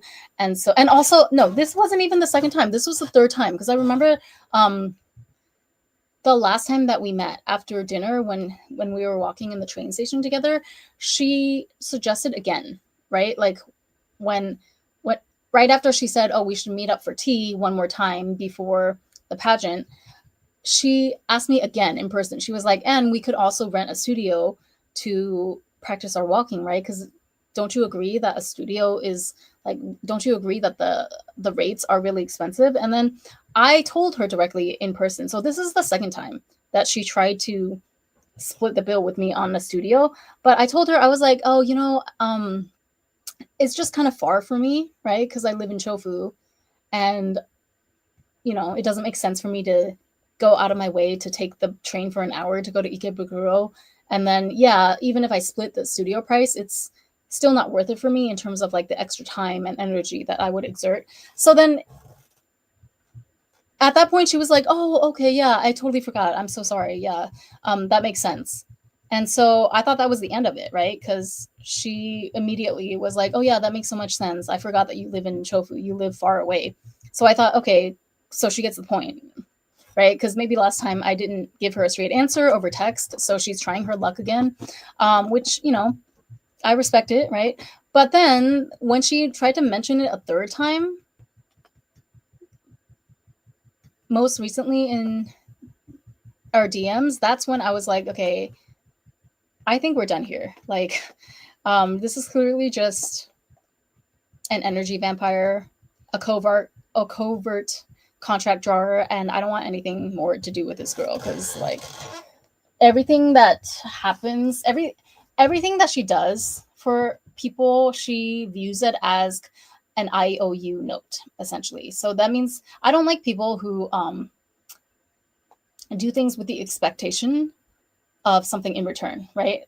And I know that sounds contradictory because I always talk about how you should only engage in relationships or transactions or like interactions with people that are mutually reciprocal. But there's a nuance to that, to where it has to be like a pure energy exchange from both sides, okay? So it has to be like the type of person where you both just happen to embody, that energy of wanting to give from your overflow to the other person, but like you also both have to have that understanding that you have to give and take.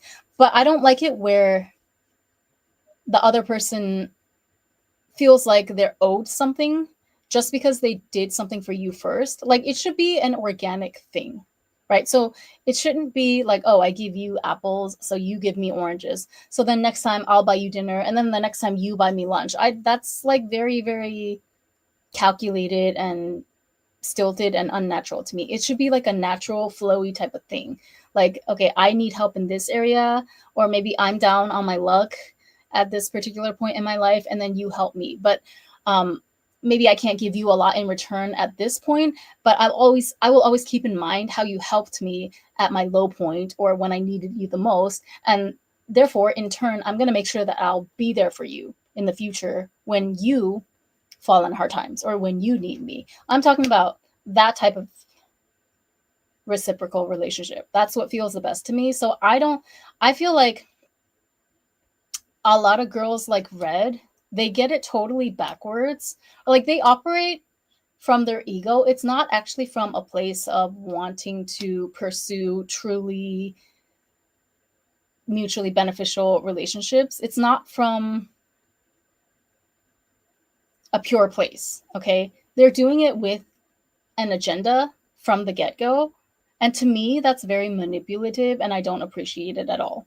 So that's what, like, by the third time that this Red girl tried to strong arm me into splitting a studio fee with her, because apparently her dusty boyfriend can't help her out with a 3,000 yen studio fee for this pageant that means so much to his girlfriend. That's when I knew I had to cut her off, because I'm like, okay, I don't need to be, little do you know, I don't need to be liked by you that badly, you know?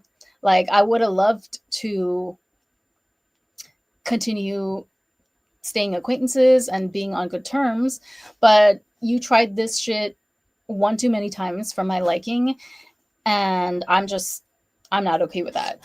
To me, that's a violation of my boundaries. It's the same thing as when I tell people that I don't eat shrimp, and they believe it or not, there are a handful of girls that try to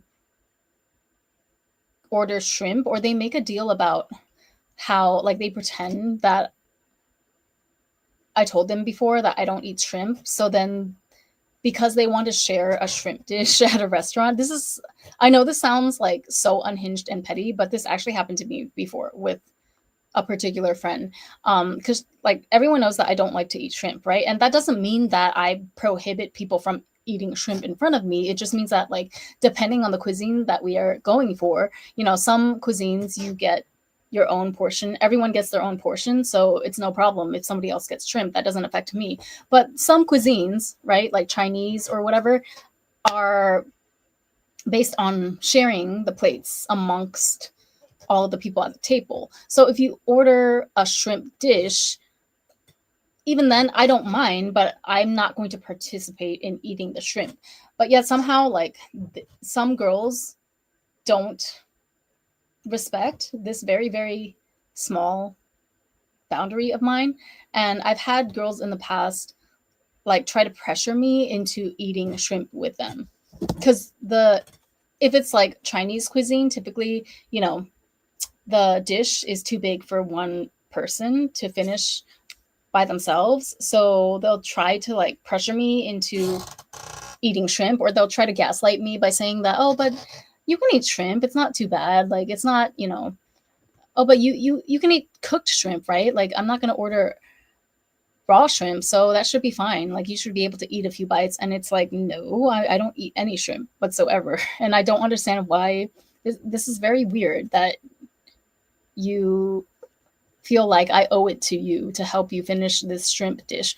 Order the damn dish if you want and leave half of it there if you can't finish it. But why do you need me to help you finish the dish? It's, like, very, very odd. I know where it comes from, but yeah.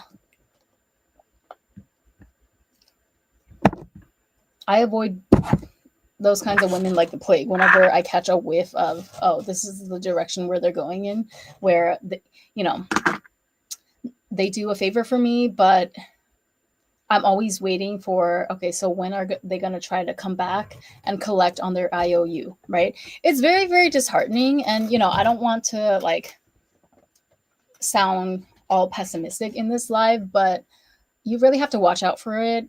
The more that your stock goes up, shall we say, whether it's because you're becoming more established in your career, or whether people just anytime people perceive that you have something of value that could benefit from them, don't be surprised when they try to extract things from you using these kinds of covert tactics. Okay, you really need to like stay on your toes. And I'm not gonna lie, sometimes, you know, it doesn't feel great and it feels like shit. Sometimes it feels like, okay, I'm turning into a cynic now, because now every single time that somebody says hi or is even remotely nice to me, I'm like, what do you want?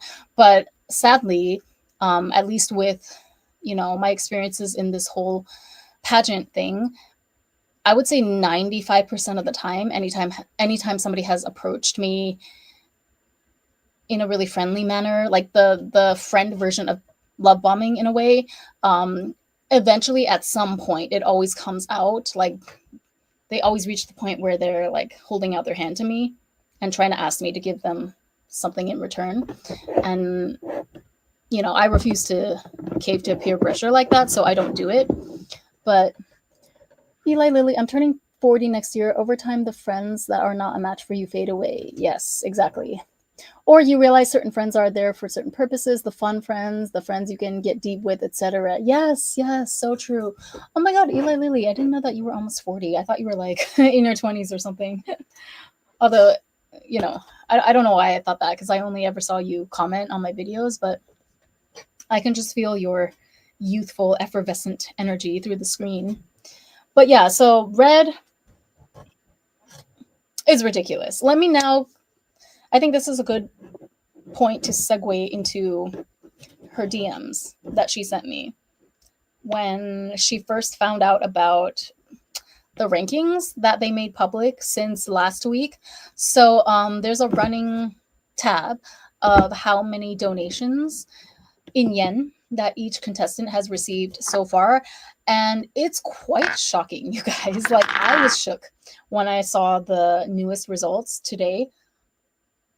So we'll get to that soon. But first, I want to show you Red's reaction to the very first time that they made the rankings public. So at this point, people don't have a lot of donations yet,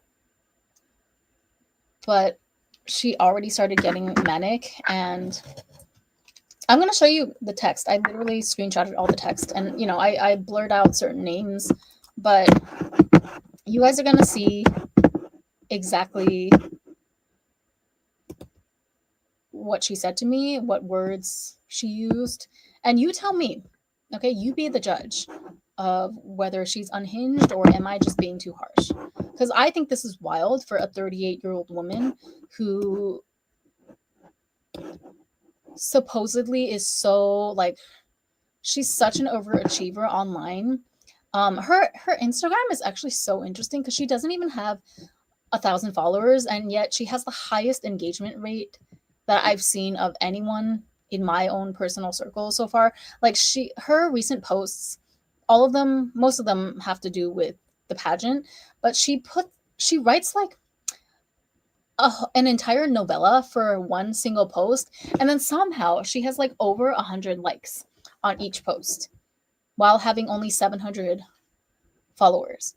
So I don't think they're bots or anything. That's not what I'm getting at here. It's just like she has, I don't know, something that she's doing is she's clearly doing something right, to where she has the ability to get people on her side publicly or on social media. But I'm like, girl, what if I was really evil and decided to publicize our DMs to the world one day out of the blue? Like, what would all these people that are liking your page think of you if they saw what you're really like behind closed doors? Because it's wild the way that she tries to portray this like perfect professional image online, and yet behind the scenes she's calling contestants all types of ugly and untalented and unskilled. And I'm like, that's really rich coming from someone who looks like Momo. But I'm getting ahead of myself. I'm not holding back. I already mentioned this in my previous live streams, but I'm not going to hold back in my criticism of Red. Like, normally I don't like to talk about other women's looks or anything like that, but because she has no qualms about calling other people outright ugly and literally calling Blue a prostitute out of nowhere as a derogatory term, like in a derogatory way. She was saying that, oh, I bet Blue is doing prostitution on the side. And I'm like, girl, what are you talking about? Like, I don't particularly care for Blue either, But there is nothing in me that is so vitriolic to the point where I would just like label her a prostitute out of the blue. Plus, first of all, you guys know how I feel about S workers. I don't see any shame in it. I feel like everyone is a prostitute under capitalism anyway, so I don't play those like hierarchical triangulation games in my mind that the patriarchy wants us to fight with each other over so badly. You know, like I rebuke that.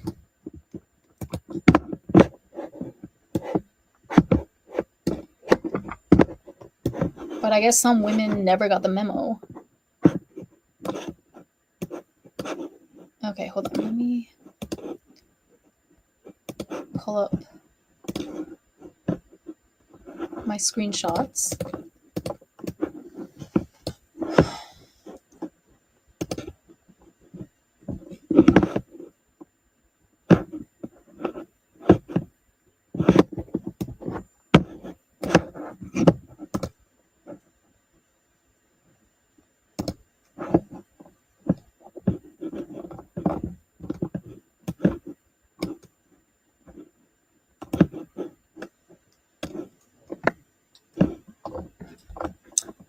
Where is my tab?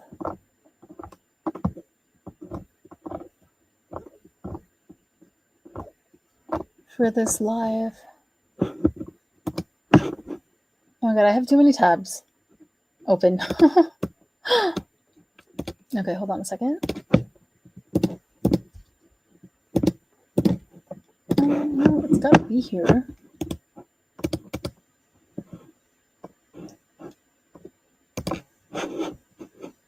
Chrome tab. And where?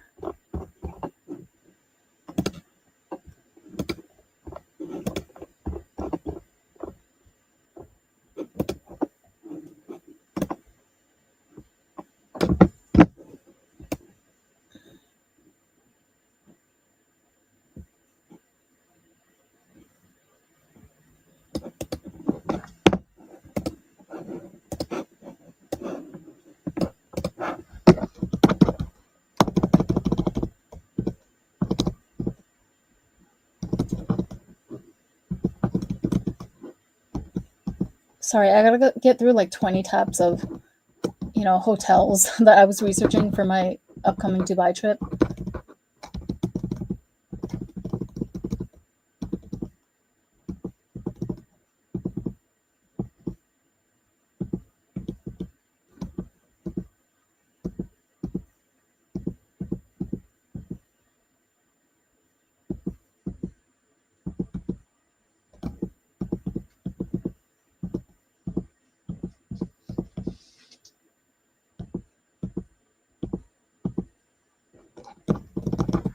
This one?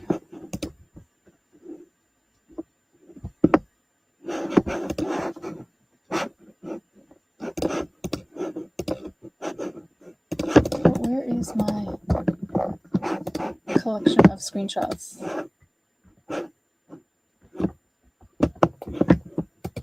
Hold on, Maxine is scratching, so I'm gonna see if she's hungry.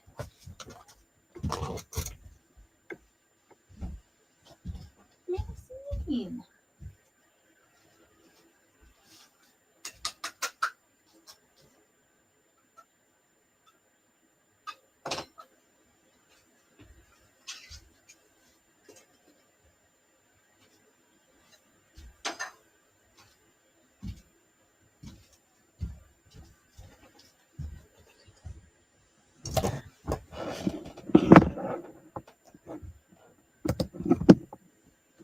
Oh, the browser can't access your screen. What the hell? Okay, I think I have too many tabs open. Let me just close.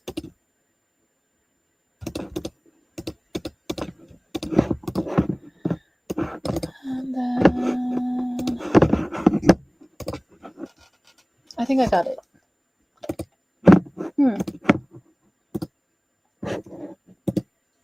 There we go. You can see that, right? Okay. Great. Oh, let me just throw my little pageant page up there in the comment section too, before I forget.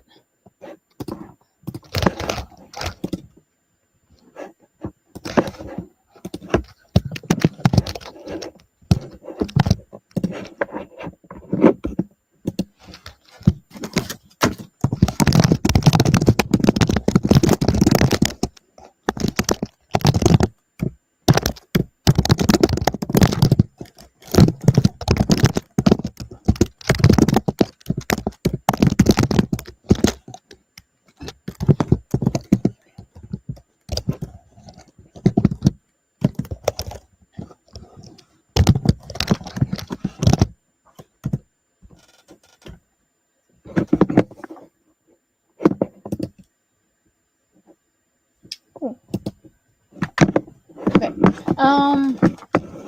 You guys can see, right? Okay.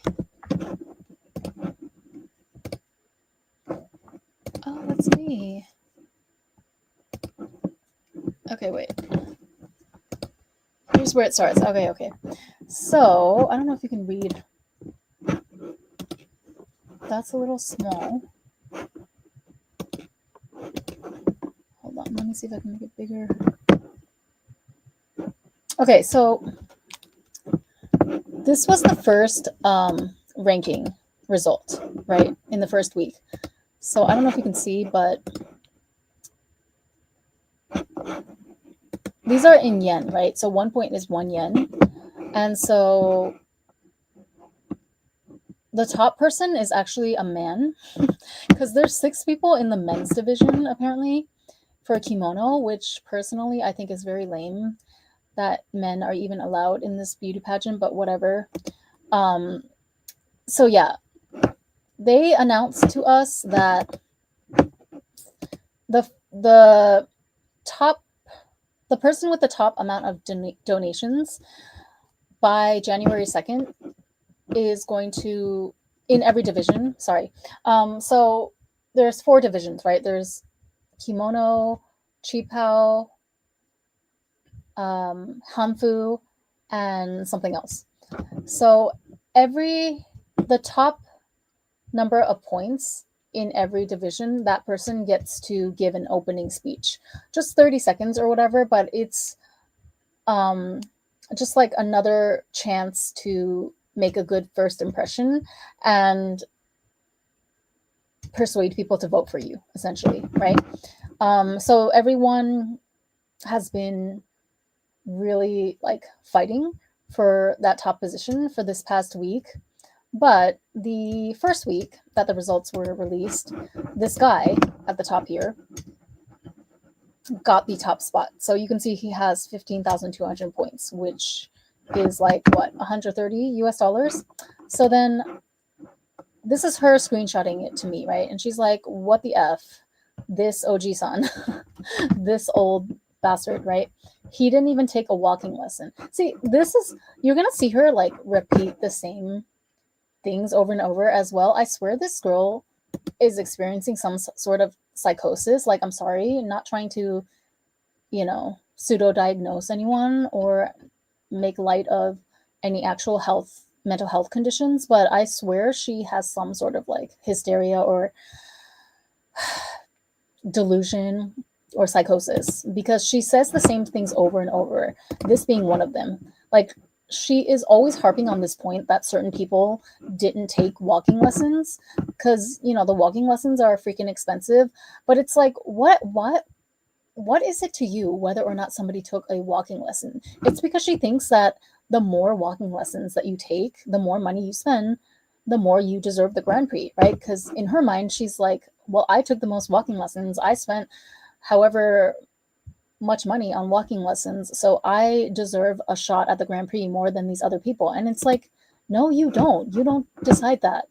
The organization decides, okay, what they're going to give more weight to in the end for this contest. But she's always talking about these damn walking lessons. Like, oh, that person didn't even take a walking lesson. I'm like, why are these people living rent free in your head? And why are you keeping tabs on other people's activity as far as the lessons go anyway? It's very, very strange to me. Like, I have no idea who else is taking a walking lesson because I'm not paying attention to other people's preparation process like that. Why would I do that? Why would I leak my energy towards other people in this contest rather than to pour it all into myself so that I can give my best performance on the day up? You know, it's just like a very, very strange mentality to me. But anyway, so then I'm like, haha, sorry, I laughed. Well, anyway, I don't think they'll choose the guy as the Kimono Grand Prix winner, even if he wins the speech, right? Or the right to give the speech at the opening ceremony. And then she's like, this Oji-san is probably just giving money to people. And look, personally, I think it's bullshit that men are allowed in this contest as well, but you can't blame them for joining if the organization says that men are allowed to join the kimono division. Am I right? So, like, I don't have a personal vendetta against any of the male participants because they're following the rules of the contest. They qualify to be a contestant just like everyone else. So I don't personally have any feelings towards that. I don't know why she's having such a strong reaction to this, but let's continue. She's like, well, there's a men's Bumon Grand Prix. So there's a men's division Grand Prix. And I was like, oh, okay. So then that means it's irrelevant, right? To you. Like, the men are not directly in competition with the women in the kimono division. So I don't see why you're being so belligerent and calling him an Oji-san and all of this. But anyway, so I was saying that, like, they're not going to give the Grand Prix, they're not going to give the total Grand Prix of the entire contest to a man, right? People will riot. And then, wow, there's 6 men. Why are there so many? And then she's like, I'm sorry, but I think his English sucks. Because the kimono people have to give an English speech, and then the Chinese dress people have to give a speech in Chinese. Don't ask me why they decided it that way, but that was just the rules. So then it's like, okay, you don't even know this guy. Again, I also think it's lame that men are entering this contest, but not to the point where I'm not going to insult somebody's English or somebody's skills for no reason. Like, I'm not even paying attention to the men in this competition. You can see, I didn't even realize there were 6 men until she brought it to my attention that a man was holding the top spot last week in the ranking, right? Because I don't be checking on the other contestants like that. So anyway, so I just say something flattering to make her feel better. I'm like, well, no one's coming near to you in terms of English skills, so you have nothing to worry about. And she's like, no offense, but no one's English is good. And I was like, yeah, of course not. Anyway, no one's Chinese is good either.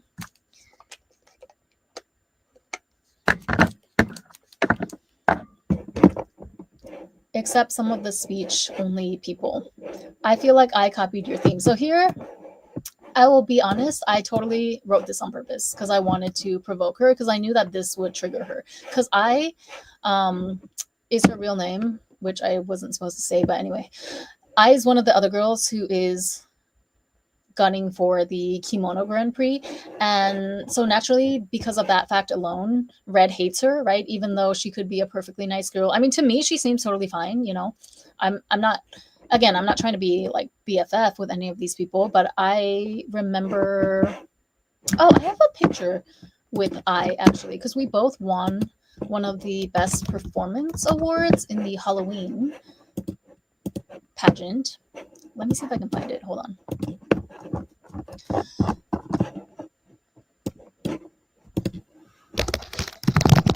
She's quite short.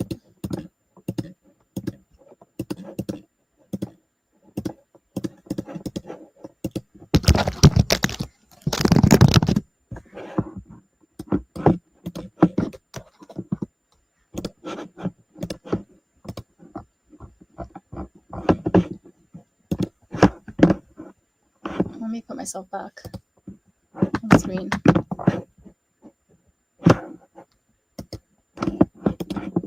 You're damn right I'm using this girl's DMs to me for content, because if you're gonna be unhinged like this and attack other people and call people ugly like you're in 3rd grade or something, you damn right I'm gonna use your crash out for content.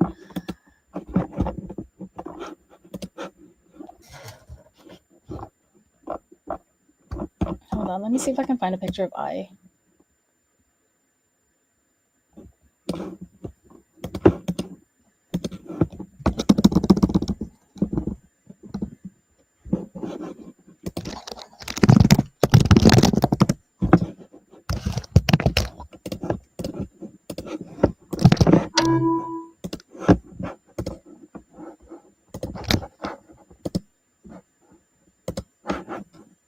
This is I right here next to me on the left in the yellow kimono. Yeah, she's very short, but there was 4 of us that won best performance in each of our respective categories. So I won for Chipao, I won for kimono, this other girl won for hanfu, and then this random guy. I think maybe it might have been the dude that was first in the rankings last week. He won for men's division, I guess. So yay for us. That was fun. I liked the Halloween event a lot actually because it was more casual and campy because it was a costume party essentially. So yeah, me in my little Ada Wand costume. I'm sorry, like I always, my default setting is that I always go back to just admiring myself, and I feel like we all should do the same. So I find it weird, when I come across someone like Red who is so concerned with what everyone around her is doing. Like all of us live rent free in her head. And then she wonders why, I don't know, she's not prepared or she feels stressed or, yeah, like she doesn't have time to get it together before the contest. Okay, so then she continues. Yeah, so I egged her on by saying that I think I copied your speech. And she's like, but her English sucks. And I'm like, okay. So then I tried to change the subject, right? Because I saw this really cool reel of this girl in a kimono. So I was like, you should do this reel on the day of the 4th, the competition. And then she's just like, ha ha ha. See, do you realize she doesn't respond to me in a positive way? Like, even though I'm trying to keep it light, I'm trying to keep it positive, she just ignores what I respond to her, and she just always pulls it back towards the negative. And I can tell that she's bothered by the fact that I refuse to join in on her bashing of the other contestants because it's just not necessary. Like, I don't feel threatened, okay, by anybody. I'm secure within myself. I don't need to prove that I'm more beautiful or more skilled than anyone else. Like, no, that's besides the point for me. I'm here to express my own artistic vision or my own message, whatever you want to call it. I'm not here to like compare and contrast and triangulate myself around against other women. That's the furthest thing from my agenda as possible.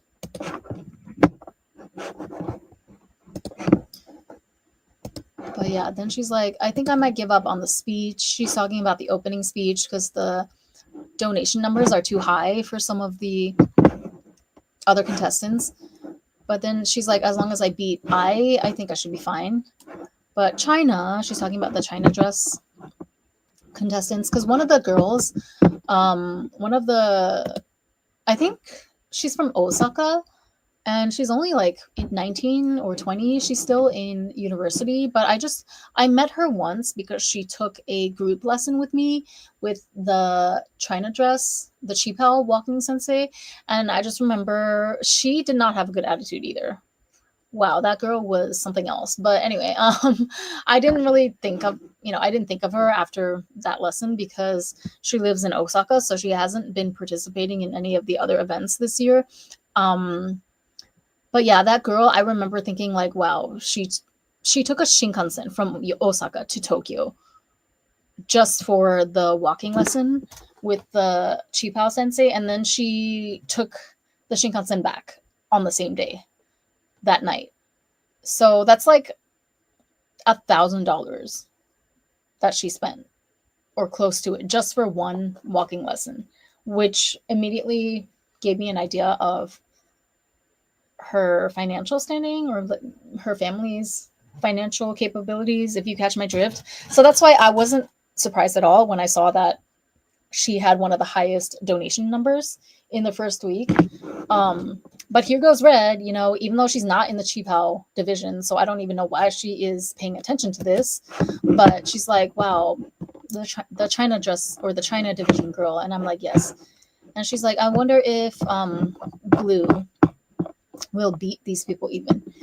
And then I told her, well, I'm doing the Butai Speechy, which is the Chinese speech on stage, right? So there's another, yeah, I know there's a lot of divisions and it's hard to keep it straight, but for the Chinese traditional wear contestants, like the Qipao people, we all have to submit a 60-second long Chinese speech video on our contestant page.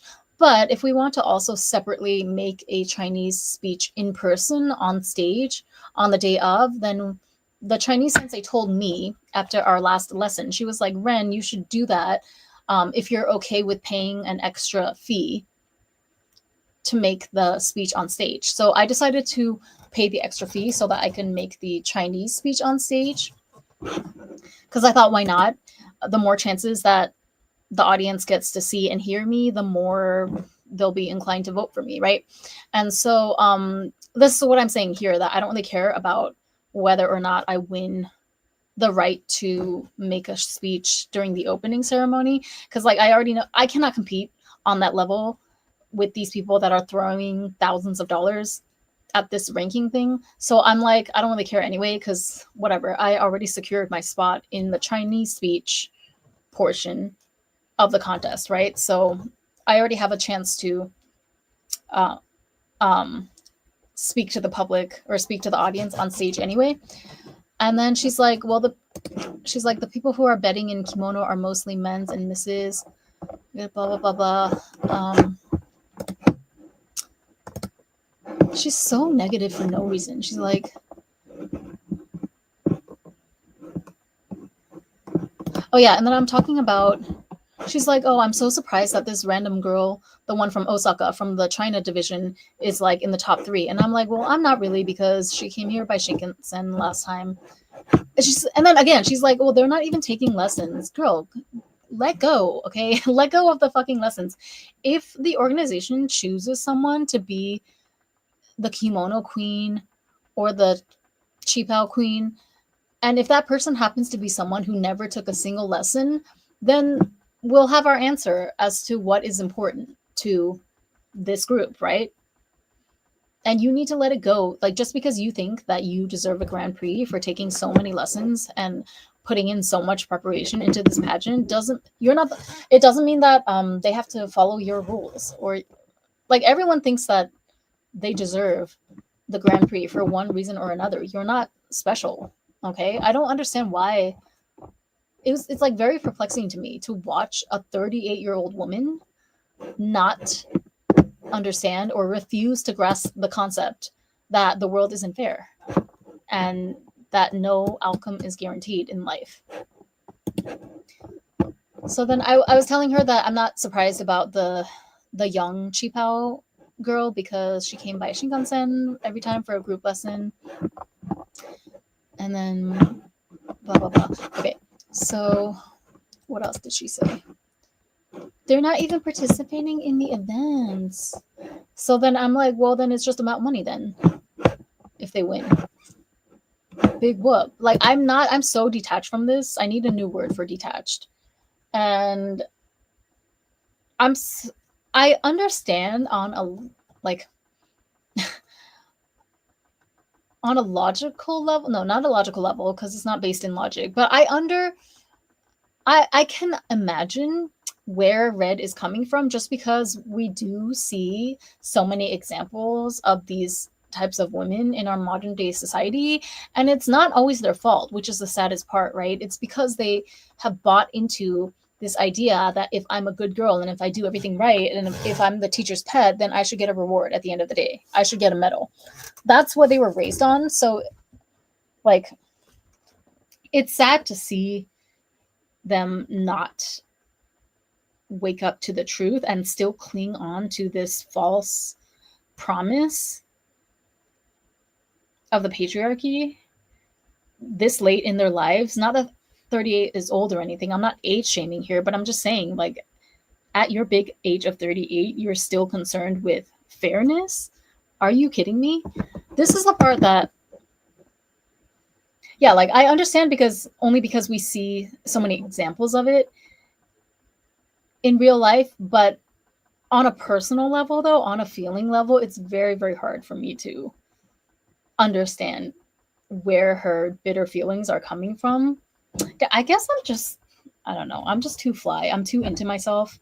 Thank God I was born a Leo snake, because I don't know. I could never be so bothered about other people getting credit or getting praise, getting ahead. I just don't even think about the world that way. I don't see other people getting ahead as proof that I'm falling behind whatsoever. Even if we're all in a even if we're all partaking in a contest or a pageant where there's only a limited amount of awards and trophies to go around, I can never bring myself to think of it as me falling behind or not getting what I deserve. Even if I don't win a single trophy, I'm not going to say I won't be annoyed momentarily. Of course, I'll be annoyed only for the reason that, like, I would feel kind of duped, right? Like, why did I put in all this preparation, and why did I waste my time preparing for this if I didn't even get a trophy, like a small consolation prize? I would feel that. That's the human part of me, but I would not take it remotely personally the way that this girl is, about how, like, oh, it's not fair, or they're being favored over me. That's not what I get out of this experience whatsoever. Anyway, let's just keep reading. She's like, oh, if these people get the grand prize, then what's the point of having lessons? And this is the thing, right? So this is her, again, she's drawing a covert contract. I'm like, okay, you could take all the lessons in the world and you could still technically not be that great of a walker on the runway, right? And of course, I'm not going to say that to her because that would really send her off the rails, but that's the truth, right? Some people don't take a single lesson and they just naturally have that grace and that swag on the runway. Some people can take a lesson every week or twice a week, and they might be able to improve marginally from where they started, but they're still not going to be anywhere close to a Naomi Campbell walk, right? Because they just don't have it in them like that. That's just how the world is. I don't know what to tell you. So basically, like, she's admitting here that she thinks she deserves a prize just because she took the most lessons. I think that sounds more ridiculous than if people win solely on the basis that they gathered the most donations. Like, it's no different. Do you see what I'm saying? Thinking that you deserve a Grand Prix because you took more lessons, it's the same thing as the people who are trying to throw money at this contest to try to buy their win. Like, you guys are doing the same thing. That's why she's mad. That's the real reason why she's mad at them, because she knows that they're just reflecting to her what she's doing. And that's why I'm unbothered in all of this, because I'm not doing that tactic. I know that I am the prize, okay? The light is within me, okay? Like, I had to spend money. It's inevitable. I had to prepare myself and get my dress and my look and everything together. But at the end of the day, it's all me, baby. I knew that from the jump. So anyway, so then I was like, okay, well, if that's the case, then we'll know the organization's real MO. So, and then she says, but last year the people who won participated in the lessons at least. Like this person, see, she will not let go of this lesson. She's like, she sounds like an insane person to me. I'm so sorry, but this sounds like psychosis. They're just doing the opening speech, so it doesn't mean they're guaranteed to win. These random people are betting. I don't even know these people except for Hiroko-san. So I was like, calm down, basically, in Japanese. Because I'm like, just because they win the right to give an opening speech, it doesn't mean they're guaranteed to win, so calm down. Yeah, I told her to calm down. straight up. She's like, yeah, I'm calm, but like I really hate those people who try to get the prize just by money. They should at least take lessons. Well, in the end, it's really Mandarin, the organization's fault. So they didn't set fair parameters. And I mean, I'll be honest, if I have the money, I would do the same thing. Just like you would, Red. Um, she's actually doing the same thing though. This is the crazy thing. Like she can't see herself. The fact she is basically replacing these people's money with lessons. It's the same thing. She thinks the more lessons that she takes, the more of a chance she has to win the Grand Prix. Well, these people who maybe didn't have a chance to take lessons for whatever reason, maybe because I don't know, they don't live in Tokyo. Like we have people flying in from Osaka, Fukushima, other places just to partake in this pageant as well. Not everyone is physically able to come take a lesson in person with the senseis, you know? It just is what it is. So it makes sense to me that now that there's a portion of the pageant that they could potentially secure their place in by gathering the most amount of money or the most amount of monetary donations, then why shouldn't they have the right to give it their all on the money front? Right? Like she's doing the exact same thing as these people. She's just upset that lessons are being given less precedence than money in this situation. But if it was the other way around, then she would be more than happy to accept the benefits of taking more lessons than other people, right?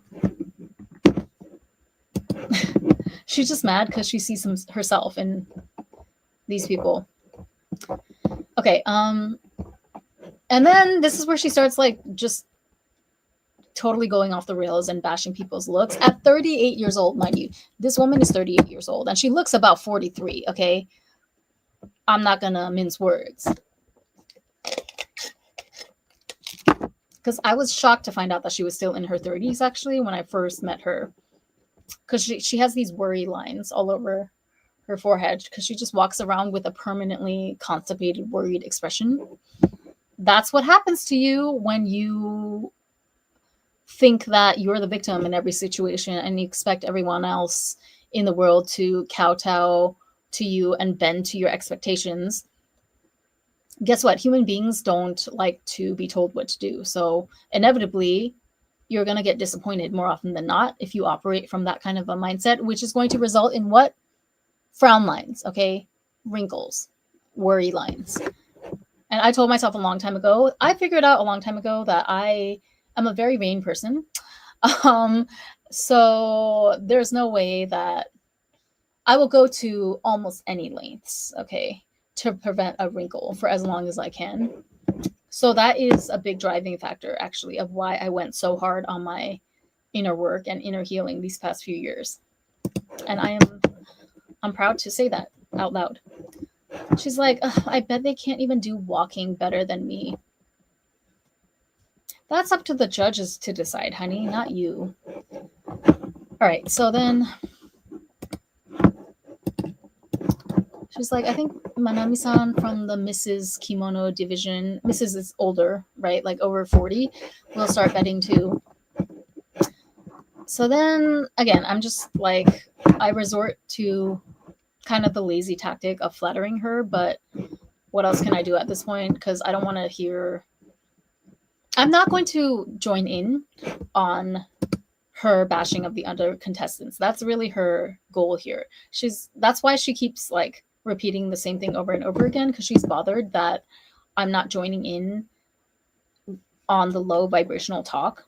Like, as far as I'm concerned, it's not like, it's irrelevant to me what other people look like or how many lessons they took, how much money they're throwing at it, at the contest. Good for them, whatever they want to do. I'm implementing my own strategy. And I'm focused on myself, you know? It has nothing to do with me what other people bring to the table. In fact, I'm excited to see everyone's outfits and their hairstyles and all. I'm excited to hear the speeches that everyone's going to give. But I guess Red could just never fathom coming at it from that standpoint.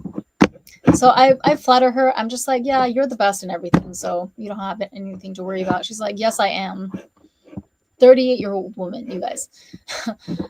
So then I'm like, yeah, I mean, just imagine if one of the men, if one of the male contestants pays so much money that they have to give him the Grand Prix, but then that means that an Oji-san will represent the Tokyo Mandarin Award for 2026, which makes no sense. Like that would get them in even more debt.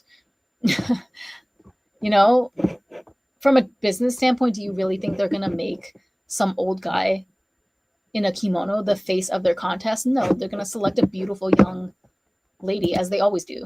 Okay. So then, oh, here she goes again. I paid more than 20,000 yen for, no, 200,000 yen for lessons in the drama club. I participated in the China dress contest this February, and the donations amount was only like 50,000 yen at most. We're just gonna use like 100 yen to $1 for simplicity. So goman yen here is 500 yen, right? And then she's saying that she paid more than $2,000 worth of lessons. And she's saying that the last time in February, the most donations that any one person got from audience members was $500. So then I told her, Year of the Snake is intense, egui. What can I say? She's like, well, let's see.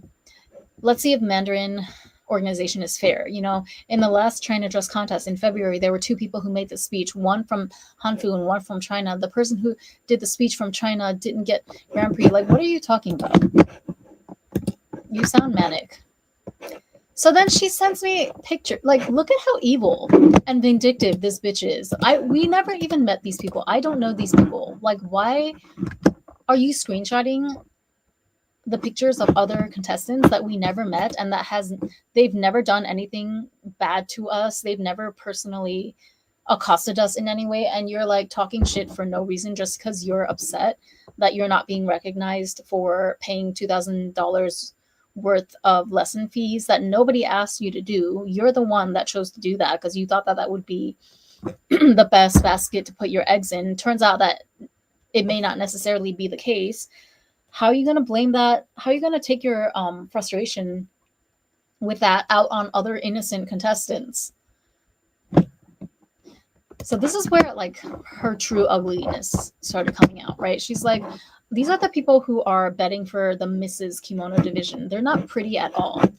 That's very rich coming from a 38-year-old who looks to be at least 43, who looks like Momo. Like, you straight up look like Momo. Red. Do you guys remember Momo? I don't remember exactly what it was. I just remember it was a meme, and it was this scary mask looking face with like a V-shaped chin. That's what she looks like. It's very rich hearing her say that over and over again, that all these other contestants are not pretty. It's actually kind of wild. I've never heard to this day an actually attractive person or anyone that was actually secure in their own looks bash someone else's looks. And notice how I'm not agreeing with her, because no, you're not going to peer pressure me into joining in your bad mouthing of other contestants for no reason. I'm not bothered like you are. This is like, I hope you realize this is total projection. Why would you feel the need to call the other contestants ugly or not pretty unless you felt that way about yourself on some degree, on some level?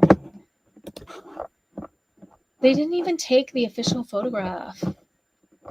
So then I was like, well, I think this person might bet a lot at the last minute.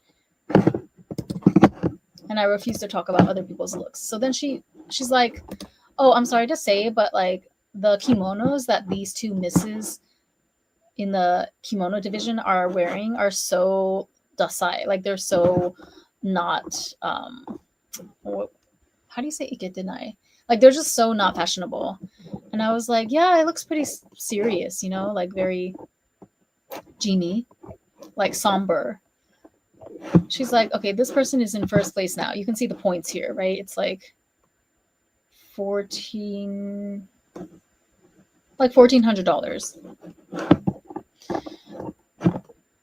I'm like, I literally never saw her before. Anyway, so I changed the subject because I'm like, this makes me really uncomfortable that you're screenshotting like these innocent people, the other contestants that are in this contest who have just as much of a right as you or I do to be here, and you're screenshotting them to me and shit talking them just because you're upset that you feel like you're gonna get your spot, your top spot snatched from you. So I'm like, anyway, I'm worried we'll freeze to death because, you know, it's going to take place in Yoyogi National Gymnasium, which is a huge venue, like a football stadium style venue. So there's no heating inside, and it's the dead of winter. Hello, it's January. And I'm going to be wearing a short sleeved China dress or cheapao. No sleeves, no insulation, no leggings. So I'm legitimately worried that I'm going to freeze to death. And she's like, ugh. She's like, not even responding to me, right?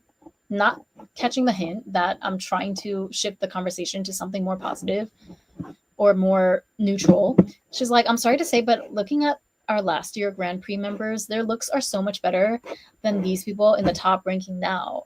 LOL.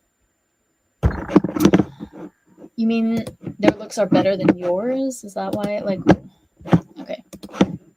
I think. Oh, okay. So that was last week. And so the top person you saw,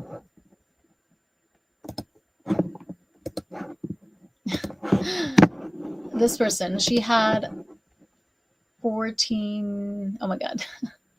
I cannot do 143,600 points. My mind was blanking without any commas there to break up the numbers. But yeah, that's around, let's just say 1,400 US dollars, right?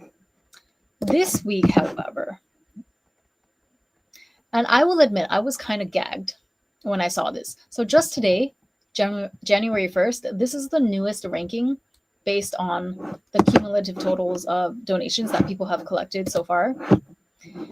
I blurred out people's names, but I think you already can guess the person in first place is blue, actually. So I don't know, and this is weird. Also, like they have two different ranking lists. One of them is what we saw before with the monetary value, and another one is just like the points that people have garnered so far. There is a connection between the two, but I think the points is more all inclusive of everything. So it includes monetary donations as well as like there's a bunch of other ways that audience members or people can support certain contestants. Like you can buy, for example, a package of, you can buy the flower bouquet package for $1,000 or something, and then that will translate into a couple of points for whatever contestant that you're buying the flower bouquet for. There's also a message that you can buy if you want to write a message of congratulations or support for a certain contestant. They will broadcast it on the huge screen on the day of the pageant. So that also, you can buy a package. I forget how much they're charging for it, but yeah. So this ranking list, it goes by points and it's more all inclusive. So if you look at this, it's kind of crazy because blue is in the top spot with 500 something points, and the person coming in second behind her is nowhere close. This is like a 400 point difference, right? So just as a rough estimate, again, these points are all inclusive of everything, but let's just go by monetary value.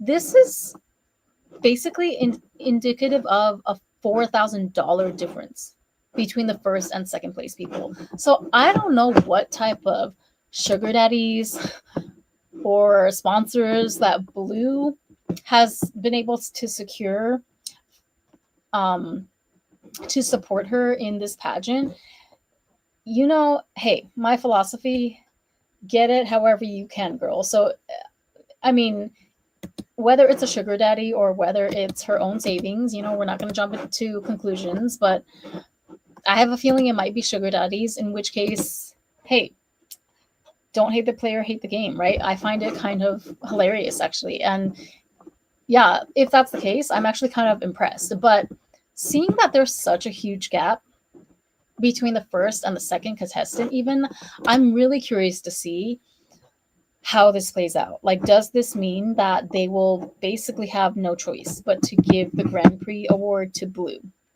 In which case, Red is totally going to crash out. I'm telling you right now. And I actually, my messy self is hoping for that to happen, because honestly, she deserves it. Red, I mean, because if you're going to place so much importance on, like, I don't know, if you're just going to draw covert contracts with people and start calling everyone ugly and unqualified just for simply existing and having the gall to compete against you in the same contest, you have bigger issues than preparing for a pageant. Like, seriously, you should go seek therapy. I'm talking about Red right now, but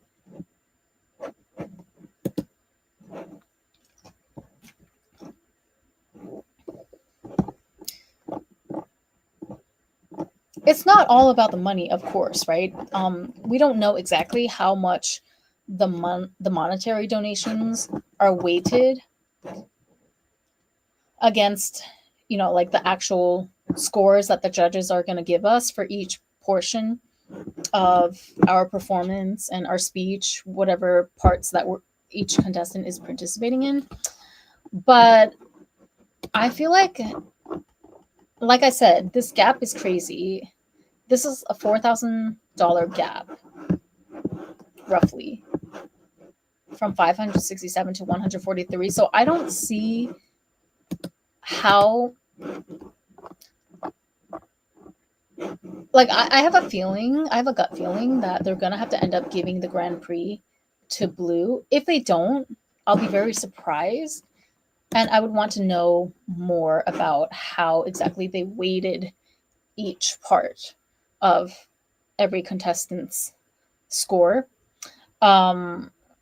So yeah, if Blue does end up winning, though, then it's gonna confirm the suspicions that I have about this organization's whole MO. And so anyway, this is also the point where I kind of decided as well that I'm not even gonna sweat it anymore, because I was just debating to myself the other day, up until yesterday morning, I was contemplating booking their services for full hair and makeup, which is overpriced as usual, but it's about $300 for a full hair and makeup set. And I was contemplating to do it because I just felt like it would make it easier for me on the day of, because we have to be there quite early. I mean, we don't really have to be there until 12 p.m., but if you think about the amount of time that it takes for me to just get from Chofu to the venue, and then I also have to factor in time to get my hair and makeup ready, I do have to wake up at a decently early time. So I was thinking it would just be easier if I could just make the appointment with the organization for hair and makeup. That way I just have to worry about getting to my appointment on time, right? And they're going to do hair and makeup on site if I book through the Tokyo Mandarin organization's services. But $300, on the other hand, I feel like it's just too much for hair and makeup. And yeah, after seeing today's rankings with Blue having 500 something points, which is 4 times the amount of the second runner up, now I'm thinking that, oh, okay, maybe I just shouldn't put any more effort into this, because it might not even be worth it in the end. And you know me, I'm all about conserving energy, and I'm not gonna like fight and fret over something that seems, if it's not meant for me, then it's not meant for me, right? I'm not saying anything definitively. Again, I don't know in the end how the judges are going to weigh everything. So I'm not going to say that, oh, this means for sure that blue is going to win and we should just all call it a day. But based on this evidence, though, this has given me even more reason to detach from the final outcome of this pageant, which ultimately is a good thing for me. Okay, you know why? Because everything works in my favor. It doesn't matter what the outcome is. I'm always gonna come out on top. I'm gonna go to Dubai the day after this pageant. Okay, please. I'll be in Dubai sipping a mimosa in the desert with my shisha and my Arabian prince riding a camel. You think I give a fuck about the outcome of this pageant? Like, please. And plus, if this is really if this really represents like $4,000 worth of donations that either Blue got from her sugar daddies, or I don't know if it's her own money that she gave to one of her friends so that the friend could put in the money for her, to me that's kind of like comically asinine, because the prize for the Grand Prix is only $1,000 and a trip to Taiwan or something. So it's like you're losing $3,000 with that tactic.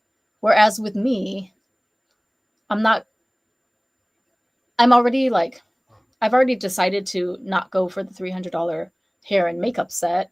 And I'm also not um, overexpending myself in other areas either. Like, I rented a studio near my house for one night, just 6 hours. It's not like I'm not paying money like every day to rent a studio to practice my walk. No, I have one night that I'm going to get everything down pat and memorized, and then that's it. I'm not going to stress about it anymore.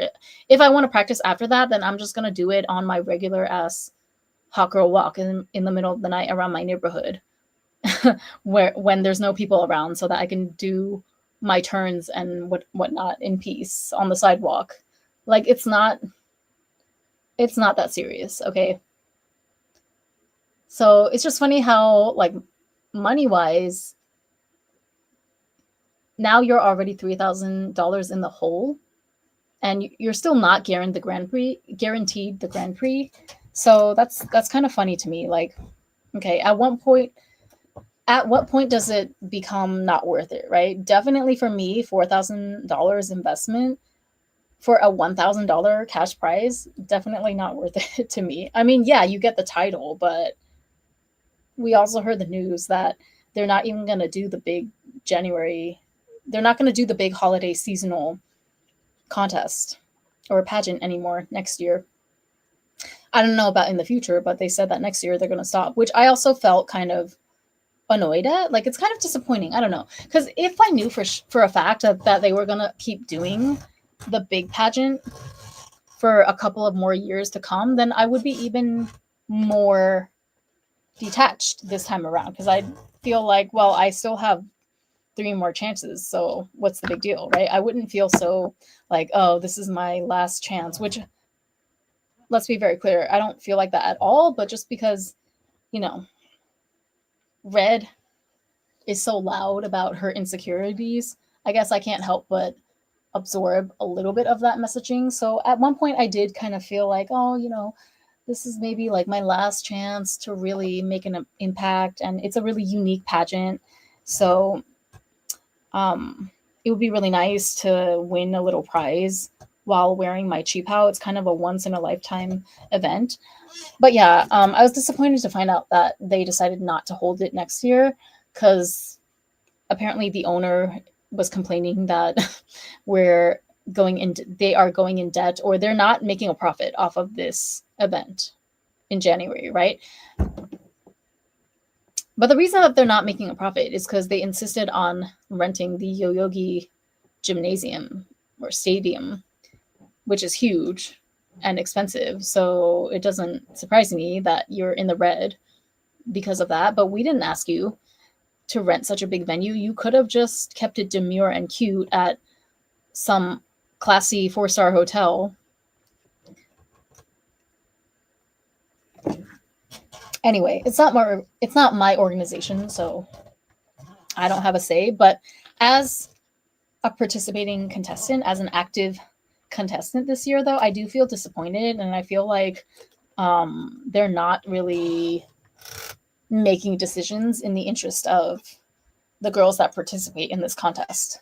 Because I don't know, like, it doesn't feel good to me as a contestant with everything that I put into this pageant so far. You know, my blood, sweat, and tears. It's not that serious, but yeah, like, I put in effort, right? I made a point to show up for my walking lessons. I put in practice time and investment into the dresses and everything that I'm going to wear. So I just feel like it's kind of rude, or it's kind of tone deaf to say that, oh, we're not making any profits off of this contest. So that's why we're going to stop it. We're not going to hold it next year. I'm like, okay, that's kind of a slap in the face to the girls that are participating in your contest, don't you think?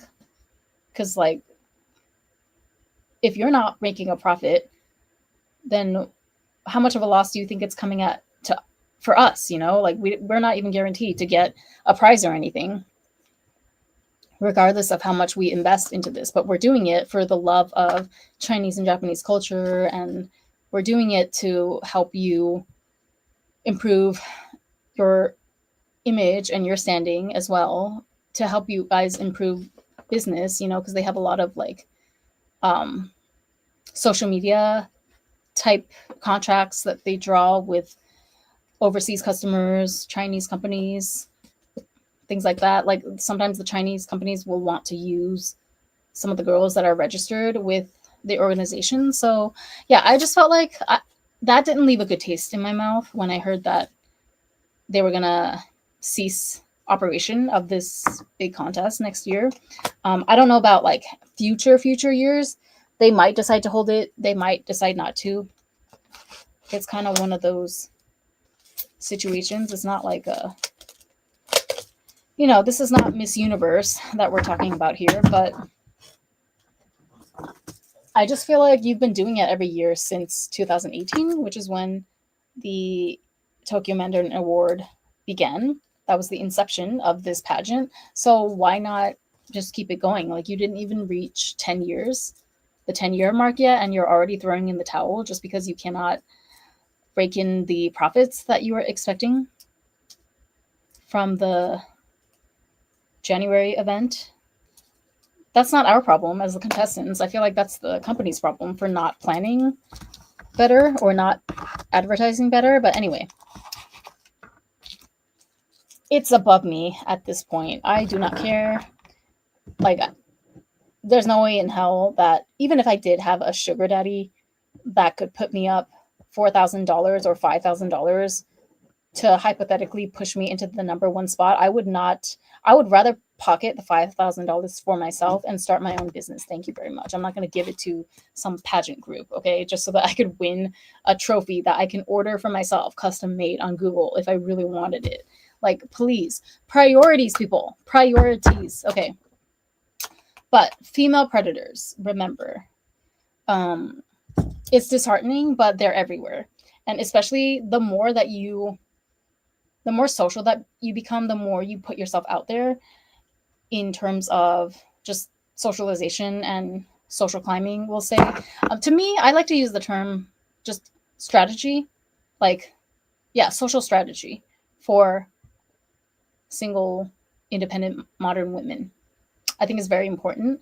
But the more that you put yourself into these environments, you can gain a lot, don't get me wrong, and you can make lots of valuable connections, but you always need to be cautious about female predators that are there to just take and try to sell you something. Okay, so I'll tell you about another lady from this same pageant. She is not walking in any of the costume divisions, but she is participating in the Chinese speech contest, which is the first to go on the timetable. So I saw her only once at a previous, like, group gathering that the Chinese sensei hosted, and I immediately felt something was off about her because she's she's a lot older, first of all, so she looks to be at least 60s, could be 70 even. I don't know.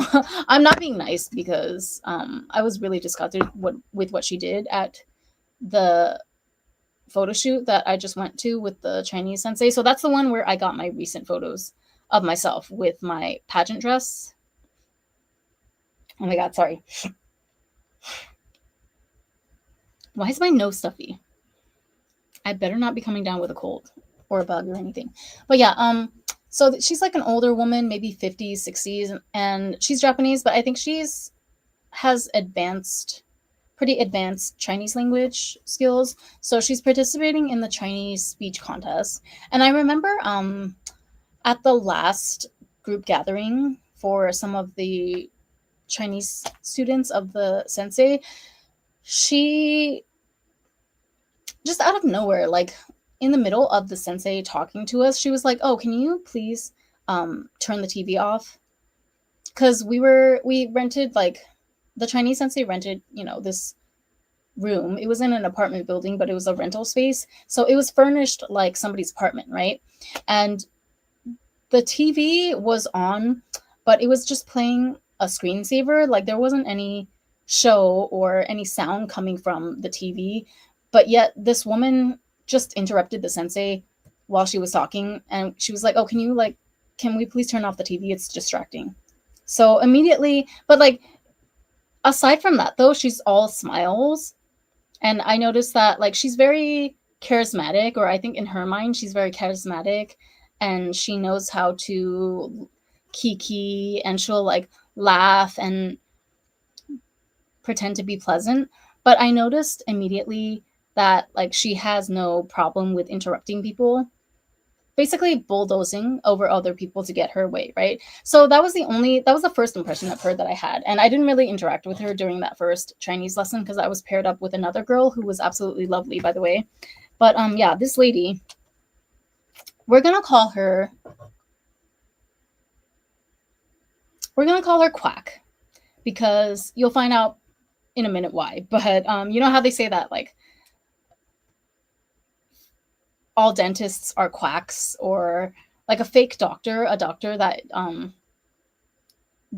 isn't really knowledgeable in his field, the way that he presents himself to be is a quack, right? Like Dr. Phil is a quack because he calls himself doctor, but he's not actually a licensed doctor or something. I don't know. So yeah, so Quack, Miss Quack. I didn't really interact with her one-on-one at the first Chinese lesson, but I just remember like it really put me off when she interrupted the Chinese sensei to ask her to turn off the TV, because it's like, what the hell, there wasn't even any sound coming from it, and the Chinese sensei was in the middle of speaking. And now that I know the Chinese sensei is pretty much the same age as me, she's actually a year younger than me, now I automatically feel protective over her, because yeah, I know how these vultures and snakes and vampires be out here.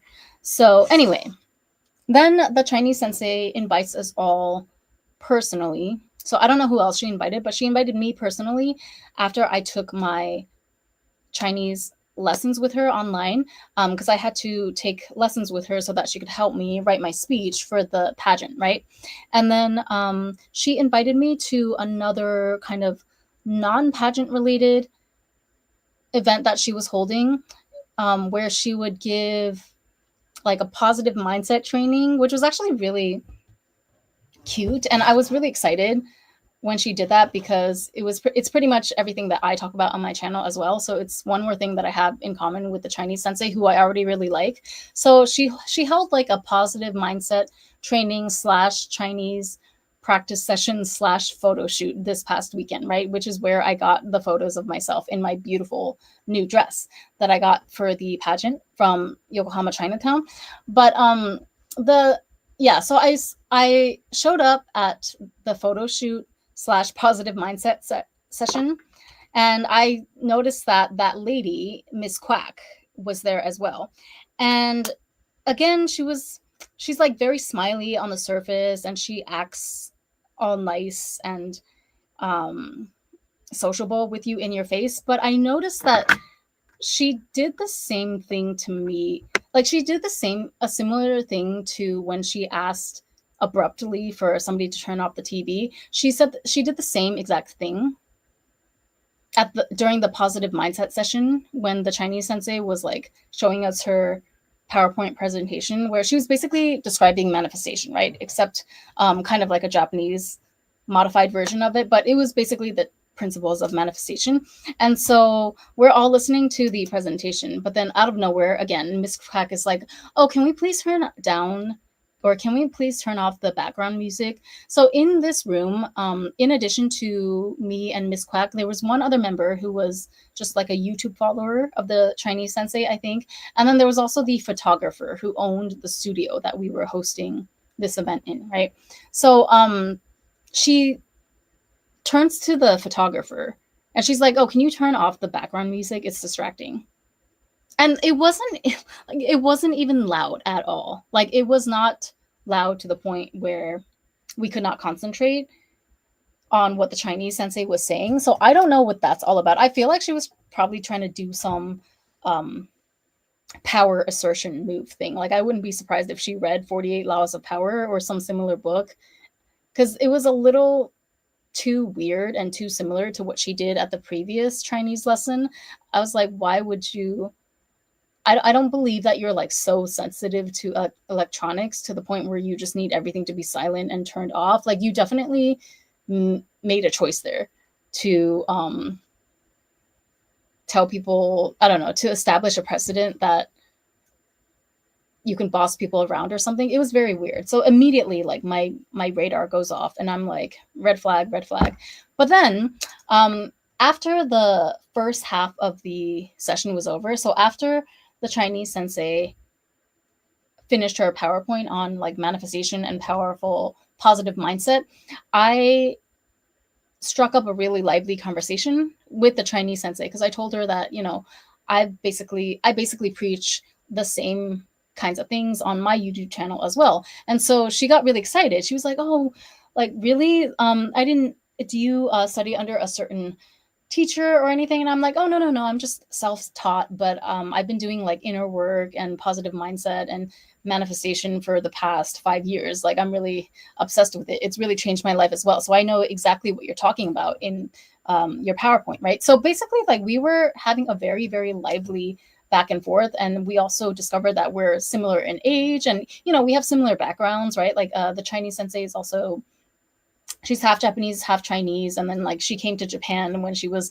9 years old. So she also had that kind of like immigrant experience in a way. So we were like deep into conversation with each other. And this event is 3 hours long, mind you. So we had plenty of time for everyone to socialize with each other. But then tell me why this fucking Miss Quack just inserts herself into our conversation, like in the middle, literally in the middle of me talking about manifestation, mid sentence. She literally is like, "Oh, because I'm like, I was explaining to the Chinese sensei about how trauma lives in our bodies. So during her presentation, the Chinese sensei emphasized the power of mindset, right? Or perception. She was saying that like perception is everything. If you perceive something as negative, like basically any event that happens to you, whether good or bad, it all comes down to how you decide to perceive it, right? Like, you get to build the narrative around things that happen. So choose a better narrative, choose something that suits you, which is essentially a basic tenet of manifestation. So then I was kind of expounding on that, and I was asking her, "Hey, but do you know anything about like EFT tapping, or the fact that it goes further than just your mind? Like, trauma is also stored in our bodies. So if you wanted to, you know, explore this topic even deeper," I was just like giving her tips on what else she could study, right? Like, so I was talking about how you store trauma in your body as well. And like, for example, if you're really stressed out by the sound of the telephone or the cell phone ringing, because you associate that with, like, I don't know, stress, you know, somebody's calling you to bother you or ask you for something, debt collectors, I don't know. Like, so your initial response might be to like tense up like this, right? So the way to, you know, heal yourself of that is to be conscious of like your physical response, or like where in your body does a certain bad emotion or a certain traumatic feeling get stored, right? So stress for me is like, or for a lot of people as well, is usually up here in the shoulder and the neck area. So there's a way to mitigate that. There's a way to train yourself to not automatically feel that every time something triggers you, so that you can train yourself out of like reacting like Pavlov's dog, right? And like slowly over time, there's a lot of different methods, but you can start to erase the trauma from your actual body, which will help you even more in manifestation and positive mindset and all that. So I'm explaining this to the Chinese sensei, but tell me why this fucking quack interrupts me mid-sentence and starts going on and on about, oh, but do you know, have you ever heard of homeopathy? And correct me if I'm wrong, is that not a pseudoscience? Homeopathy, is that how you say it? Yeah. She starts talking about homeopathy, and then she pulls out, I'm not kidding you, at least like 5 boxes of pills from her bag, and starts telling us about how she's been studying homeopathy, which is an alternative medicine field, for the past 20 years. And she hands us like pamphlets of, you know, herself, pamphlets of her own business that she runs as a teacher in homeopathy. And anyway, she pulls out like these 5 containers of homeopathy pills, which are basically just sugar pills, if I'm not mistaken. And anyway, this is also in response to, so what I found particularly disgusting about this was basically she hijacked the conversation and she tried to hijack the event essentially, because this is not her event. This is an event thrown by the Chinese sensei and the photographer of the studio. Okay, the purpose of the event is so that the Chinese sensei can teach us about, you know, positive manifestation, positive mindset and manifestation, and also like a little bit of Chinese practice. And at the end, we all did a single person photo shoot with the photographer, right? That was the purpose of the event. But then Miss Quack, this fucking quack, tried to hijack the event to promote her homeopathy business. I smell MLM, first of all, but it was so like transparent because she had all of her pills and even like a book or two. I don't think it was a book that she wrote, but she was like pulling all of her homeopathy shit out of her bag and she laid it all on the table in front of us. So it turned into like another, like a 30-minute session of her trying to sell the Chinese sensei on homeopathy. And what I found particularly disgusting about it was that, okay, this cannot leave this live stream because she did not make this information public yet, but I doubt that anyone watching here is connected with the pageant in any way. But the Chinese sensei told us at the beginning of the event, she was like, hey, don't tell anybody, but I'm pregnant, right? Like I just found out a few months ago that I'm pregnant. So the Chinese sensei is going to be at the pageant as well because she's one of the speech judges. But she was like, yeah, you know, I need to make sure that I find an outfit that kind of hides my bump on the day of the pageant, and then I'm going to announce it like afterwards, right, on my YouTube channel. So then like, yeah, I was talking to her, we were talking about all this, and then I was talking to her about how you should focus on erasing trauma from your body as well as from your mind. And then Miss Quack cuts in with her fucking pseudoscience homeopathy talk, and she's like straight out the gate promoting homeopathy pills to a pregnant woman. She's like, oh, you're probably experiencing all types of, you know, morning sickness and stuff, right? What kinds of symptoms are you experiencing? And then the Chinese sensei was like, yeah, like I really feel like I'm gonna throw up every time I wake up, or I just all of a sudden I need to sit down because I feel nauseous, you know, pregnancy symptoms.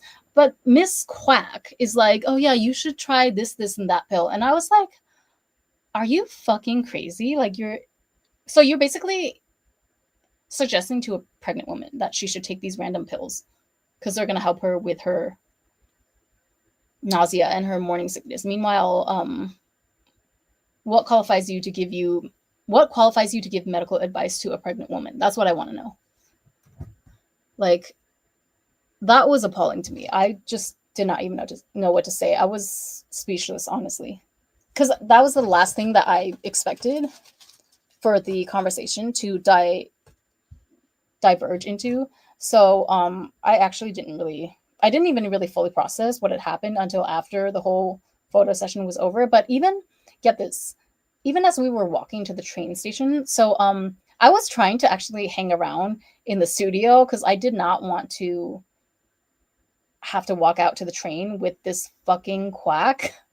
Oh my god, I said the F word so many times in this live stream. I bet it's gonna be demonetized already. But anyway, I was trying to like hang around and ask the Chinese sensei and the photographer. I was like, "Oh, do you need help cleaning up? You know, I don't really have anything after this, so like I don't mind." And they were like, "Oh, no, no, no, like you can go home first."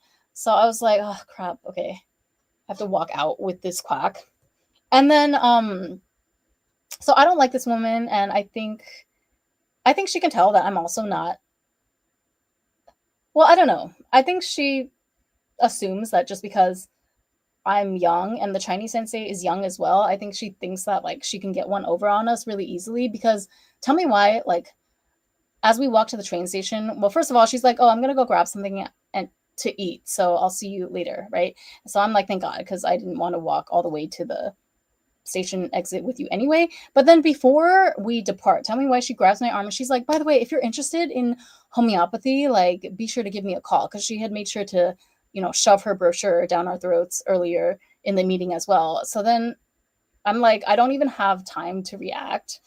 I didn't even say anything to her. I was just like, and then she left, right? She was like, "Okay, bye." So I'm like, what the fuck just happened? So like this quack literally just came and tried to hijack somebody else's event to promote her pseudoscience homeopathy business to a pregnant woman, no less, which I find reckless and disgusting. I don't know. Am I overreacting? Or because I don't know anything about homeopathy. Okay, I'm sorry if anyone has knowledge about it. Like, if you feel like it's actually useful or it helped you, I'm not bashing whatever works for you. I just think it's highly irresponsible and predatory and ridiculous for someone to try to push that so hard onto a pregnant woman. Like that was wild to witness. And to bring her entire kit of like her 5 different cases of homeopathy pills to an event that is not, the purpose of the event is not for you to advertise your business. It was something thrown by the Chinese sensei. It was her event. It was not the quack's event. And so also I think the quack was trying to get into the sensei's good graces by bringing her a treat. It's so obvious. This is something that I saw a couple of the girls so far in this pageant do as well. Like every time we would have a group lesson or some sort of event related to the pageant, some of the girls would bring gifts to try and bribe the senseis basically into liking them better. I'm not saying that you can't give a gift to somebody. I mean, I give gifts to people all the time, but I found it particularly transparent whenever a girl would go out of her way to bring a gift to a sensei that it's obviously the judge for her division. So yeah, in this case as well, like the quack lady brought a cat snack. It was like a fancy cat snack for the Chinese sensei's cat because the Chinese sensei also has a cat who looks really similar to Maxine actually in terms of the coloring. So that's another area where we have common ground or common interest. I think the quack was also like catching on that me and the Chinese sensei had a lot in common. So she was trying to insert herself in because maybe she wants to, maybe she is, I don't know, determined to get the Chinese language speech award. So I think she was triggered by the fact that me and the Chinese sensei were getting along so well. So she had to insert herself with her dumbass homeopathy pseudoscience talk. And then she also made a big show of, yeah, giving this fancy cat treat to her as a present. And I'm like, it's just very ironic for me to watch all of this because I'm sitting back and chilling. And I'm like, yeah, you bitches can do all the handstands and the circus acts that you want around these senseis. But I'm confident that the sensei's votes cannot be bought. And even if they could, I don't want the sensei, like, even if the senseis are swayed by the gifts that certain people bring them, if they're the type of people that are more inclined to give a prize to somebody just because that person brought them a gift, then I don't care about that sensei's judgment anyway. You know what I mean? Like, I don't see any value of receiving high marks or receiving a nomination for a prize from a sensei that allows their decision making to be swayed by something as frivolous as a gift or a bribe, you know? Like, it's just so transparent. Some of these ladies, I don't know if they even deserve to be called that, but some of these girls, some of these women's tactics are so shameless and so transparent. I'm like, wow. On the one hand, I'm not surprised, and I don't blame them all the way, because I know that this world is harsh and unfair, and you have to go out there and take what you want. I understand this just as much as the next smart sovereign woman, but I like to think that I do it with a modicum of integrity. I don't know. I mean, I'm not in the position to judge other people's decisions on any type of from any type of high haughty moral or ethical grounds, but suggesting homeopathy pills that anybody that's not well versed in the field would not even know what ingredients are in there, suggesting that with your whole chest to a pregnant woman, I thought was particularly egregious and low and disgusting, quite frankly. And I'm sure that this Chinese sensei is not an idiot. You know, she's a very like positive, bubbly person, but I'm sure that she's not an idiot. I'm sure that she's very shrewd, especially if she is someone who understands manifestation as well as she demonstrated during her presentation. So I'm just hoping that, yeah, like she stays far away from that quack, because I mean, you know, she has to keep up appearances and be nice to her, because technically she's a student, right? Who's also participating in the pageant in some capacity. But yeah, I mean, again, we'll see. If the Chinese, I'll be very surprised if the Chinese sensei ends up choosing the quack as the winner for the Chinese speech award. At that point, I think I might just have to throw my hands up and be like, okay, this is not the organization I thought it was. Maybe I'll still participate in future events, but even if I do, it's going to purely just be from the standpoint of wanting an excuse to wear a qibao, and that's it. Like, if the prizes go to the people that I think it might go to come January 4th, then I'm going to be side-eyeing everyone. Let's just put it that way. And I'm no longer going to respect, I don't know if that's the right word, but I'm no longer going to put as much weight as I was maybe previously inclined to on certain people's judgment, right? But we'll see. The truth will be revealed on the big day. So in the meantime, I just need to focus on my performance, okay? So I need to memorize my speech, and then I have a solo part in the song performance. By solo, I mean like literally one line. But hey, oh wait, no, they gave me 2 lines. So they gave me 2 solo parts. And then what else? Oh yeah, I'm gonna walk. I have to practice my walk. And I don't know, should I prepare like a very short 30-second acceptance speech, award acceptance speech, just in case I get something? Because I wouldn't want to be caught up there like a deer in headlights, not knowing anything, not knowing what to say if I actually get an award, right? Yeah, maybe I'll ask ChatGPT to write me a generic acceptance speech for any award. But yeah, it'll be interesting to see who gets the Grand Prix, because you see on the screen right here, this discrepancy is wild. Like, second place is not even close to first place. So I wonder how they're going to weigh everything. I have a feeling that they're making it up as they go, honestly. This organization, because they keep adding like extra things, extra campaigns. Like just yesterday, they decided to run a 50% off campaign for points. And I'm like, for one day? Okay, so what about all the people that have been paying thousands of dollars up until now? If I was them, I would be pissed off. But anyway, do whatever you want. It's not my job to run the actual LLC. So I'm not gonna spend my energy on things that I'm not getting paid for. But let me just show you guys my dress. You already saw photos of me in it, but it is so beautiful. It's literally exactly what I pictured in my mind.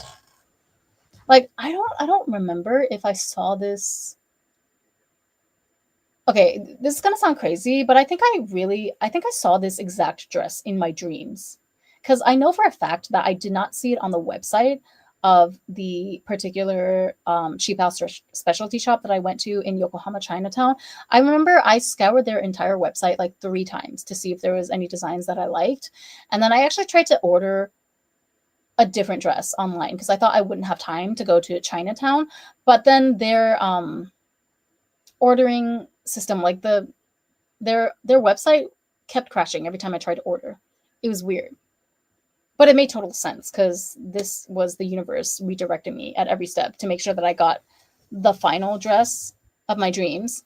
So I trusted the process of the universe. But yeah, when I tried to order online a different dress, it didn't matter how many times I tried or at what time, it would just return an error. So I think their website is just old and defunct. But yeah, so I know for a fact I did not see this particular design on their website, but when I saw it in person, I was like, oh, I've seen that somewhere before. And I think I literally saw it in a dream or hallucinated it at some point. I know I sound crazy right now, but like it's too exact to what I imagine in my mind. It's a sakura embroidery pattern on a qipao, which in itself is very, very strange because sakura is usually associated with Japan and qipao is a Chinese traditional dress, right? So what are the chances that I would find a qipao that actually combines like a Japanese design element into it so front and center? I saw this dress in my dreams. I'm not joking. I know I sound crazy, but anyway, this is the dress. It's blurring right now. Why can I turn this filter off?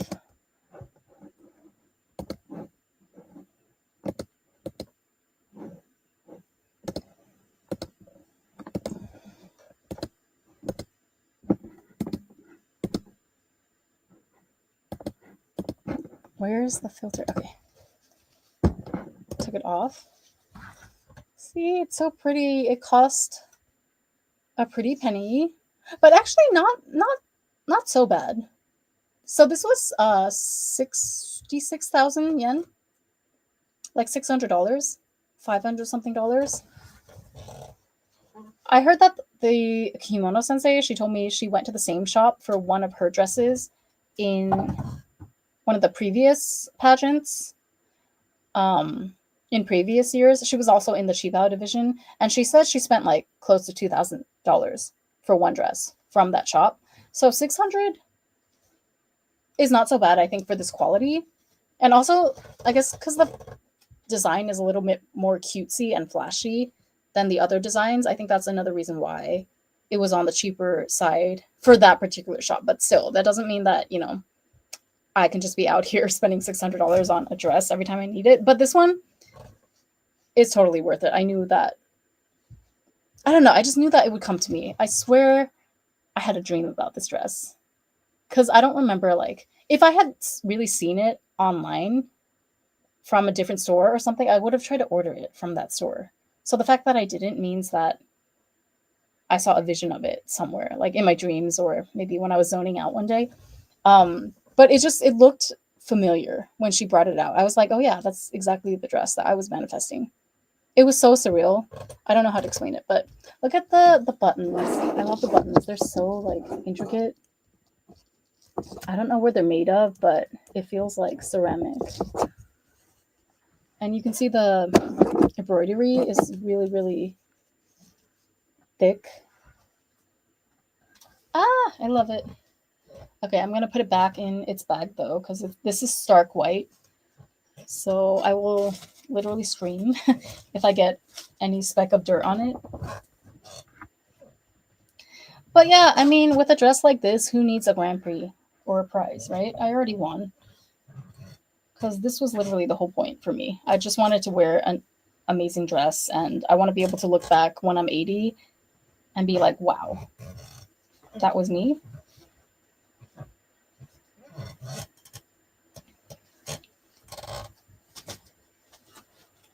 Okay.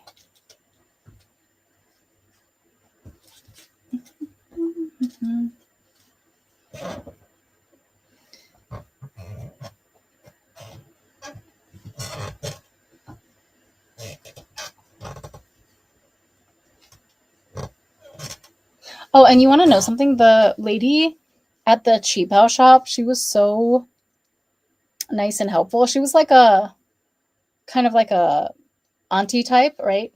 And she told me other she knows of this pageant, of course. She told me that other contestants of past years have worn dresses from her shop and they have won the Grand Prix in those dresses.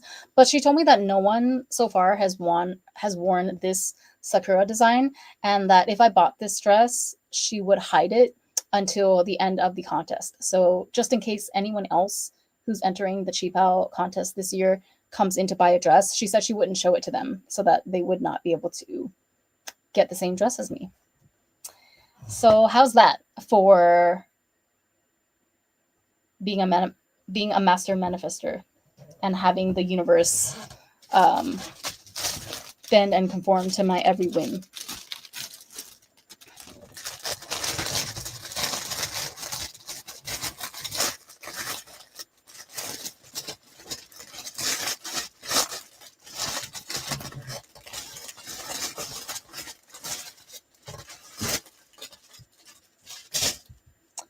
But yeah, that quack lady was disgusting, in my opinion. You're suggesting like potentially dangerous alternative medication to a pregnant woman? Please get the fuck out of here. But anyway, and there was another woman too, who's also in the China Just division. She's so awkward and weird. I don't even know. We're just gonna call her E, but she's like also older, and I'm sorry, she looks not great for her age. Like I can't even tell what age she is. Honestly, she could be 40, she could be 50. I have no idea. But she also was really weird to me in the beginning. Like I didn't know her, right? Because we all met for the first time at the orientation back in May. Or that's the first time that I met anyone in this contest, at least, because that was the first event I participated in. And she asked me this really weird question. She was like, "Oh, do you like dresses?"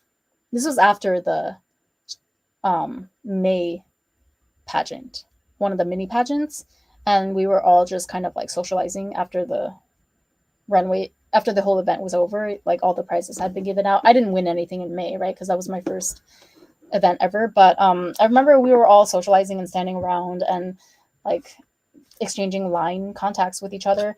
And this lady E, she was like, "Oh, do you like dresses, Ren?" And I was like, that's a leading question. Okay. If you're like younger or you're not used to this, or you're not used to the idea of female predators out here, you would um that would probably fly over your head. But whenever someone asks you a question out of nowhere, like that's trying to, get an affirmative response out of you, it's a trap. Okay.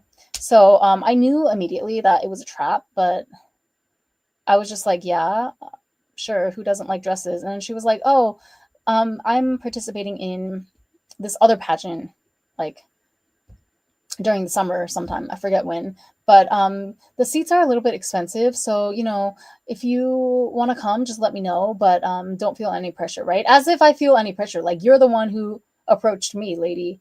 And then she basically, so like she was participating in this other beauty pageant where the seats were something crazy. It was like $300 for regular seating. So obviously, I'm not going to pay that for even for someone that I know, let alone a stranger that I just met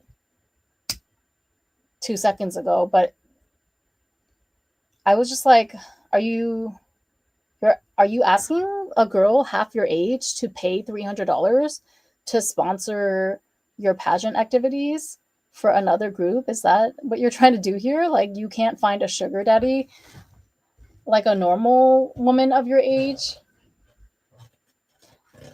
These women are freaking shameless out here, okay? Like, there are women that have the same audacity, maybe even more than some men. And listen, if it's going in the right direction, if they're using it in the right way, more power to them. But when they use it against their own fellow women, and particularly when they try to use it against their own more innocent, younger counterparts, that is something that I have no tolerance for. I'm like, you clearly you have issues that you haven't worked out, because like if you loved yourself, you would you would remember back, you would harken back to the times when you were young and people took advantage of you, and you would never want to see another young girl be put in that position, let alone be the one to corner her in that position to try to extract something from her. You know what I mean? Like, anyone who truly loves themselves, they would love their past selves enough to like never perpetuate the cycle of predatory behavior onto the next generation of women or young girls. So I don't know. I mean, at the end of the day, if I were to take a positive spin on this, right? Because I still do believe in controlling the narrative and picking, deciding what you're going to get out of each situation, even if it's the most crazy, infuriating, triggering thing. There's always something positive that you can take out of it. So for me, it would be, thank God that I don't have the same mentality as these predatory ass loser quack older women that I've encountered through this pageant. And red and blue actually fall into that category because technically they're older than me too. And red also did something. So aside from trying to use me as a studio fee splitting buddy, essentially, she also tried to recruit me to join a kimono contest, like a kimono pageant that her kimono school is holding. So I volunteered to participate in a kimono event that her school was hosting on Kimono Day, because she put up a story about it. This was back in, when was this? July, like June or July. Yeah, during the summer.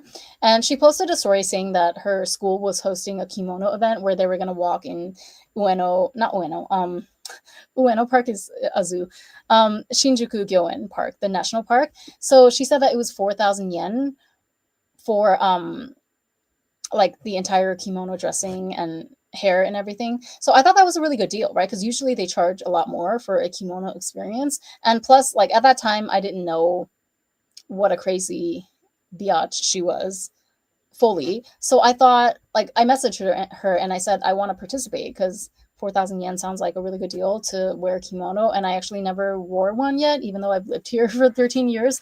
And like, I felt comfortable going to an event that she was also like one of the people that was partaking in it. She actually ended up dressing me, right? So that was fine because that was something that I raised my hand for. But then after that, she tried to recruit me to join her kimono school's next pageant. And she was like, oh, you know, it's a lot cheaper than the Mandarin Award. Like the lessons are only 2,000 yen, blah, blah, blah. And then I politely but quickly shut that down very quickly because I'm not in the business of wearing kimono. Okay. I did it once for an experience. I might do it once or twice in the future, you know, whenever I feel like it. But if I was going to enter a pageant, I'm interested in cheap out over everything. Cause I don't think I look good in kimono. It's just a personal preference, right? Like I like the look of the cheap out. I feel like it fits me. It fits my image and my style the best. And I'm just like, I'm not interested in kimono activities like that.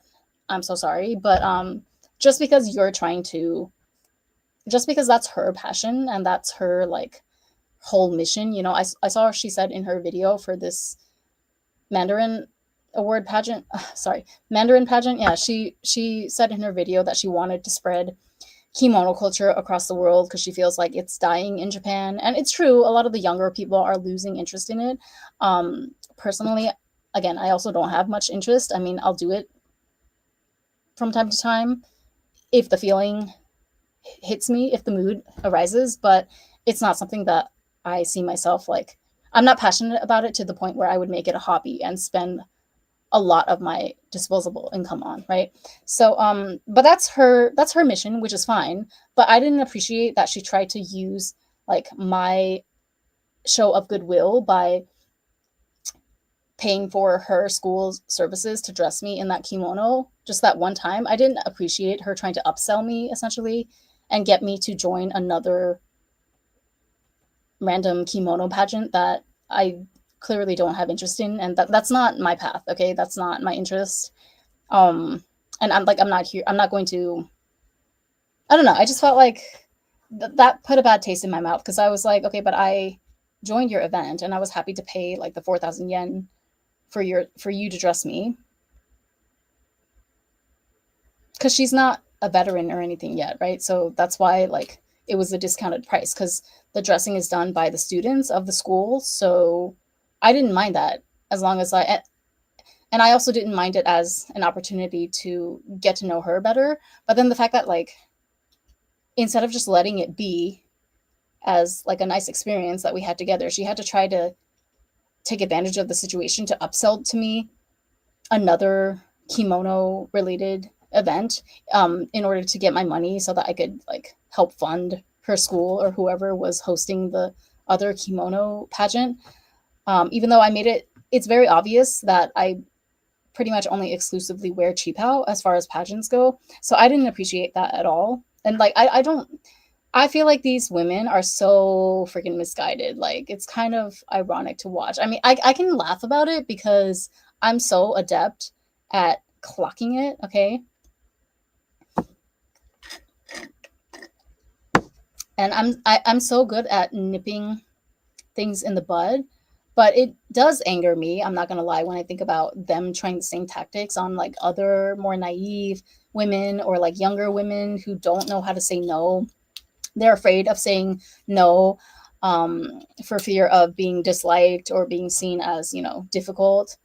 I'm like, fuck that. Okay. Let people see you as difficult. Let people make you the villain in their story. How are you going to make me the villain and get upset at me because I don't like, I never thought for one day in my life that I was going to be intimately involved in kimono related activities. And I was only doing it I only did that one event just so that we could like have an experience together and maybe deepen our friendship. But for you to like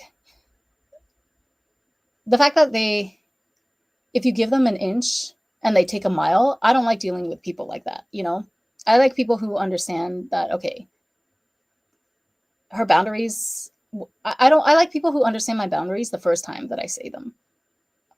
Or I like not even having to say my boundaries. You should be able to tell by the way I carry myself and by the activities that I'm already doing. Like the fact that I have been consistently only in the qipao division in this Mandarin contest should tell you that I'm not interested in wearing kimono like that. Hello. And I even told her like, oh, I don't think I have the body type for a kimono after she dressed me. And it's true, I don't. Because, honestly, I think for kimono, it helps if you have a more sloped down shoulder blade, or what do you call this? Like if your shoulders are sloped down a little bit more, I think for the kimono shape, it looks more elegant that way. Whereas for China dress, you want more of that right angle, like 90 degrees here, which I kind of have, right? And then there's even a beauty trend or a beauty standard in China right now that's called like the 90-degree angle shoulder. I'm not making this up. If you go on Chinese social media, like Xiaohongshu or something, you can find it. But people are actually getting like surgeries or they have whole exercise tutorials on how to make this area of the place where your neck meets your shoulder, how to make it a 90-degree angle, right? And like it makes sense because that's actually very, very flattering. It looks really good in a qipao, but I feel like the kimono works better if you have like a more sloped down shoulder. So yeah, I just feel like I look top heavy in a kimono. Like it makes me look heavier than I actually am, because I have a curvy body, right? Which is showcased much more flatteringly in a China dress. People with more like flat, stick thin body types look good in a kimono. So anyway, I just think it's so annoying. Like I think at the end of the day, it comes from lack mindset, right? Because they feel like they have to take advantage of every single naive, doe-eyed girl in their path in order to make a sale or to recruit them into their activities. Like there's always a woman, there's always someone trying to recruit you into their cult or their church or to get you to spend money. It's always like one of these few things.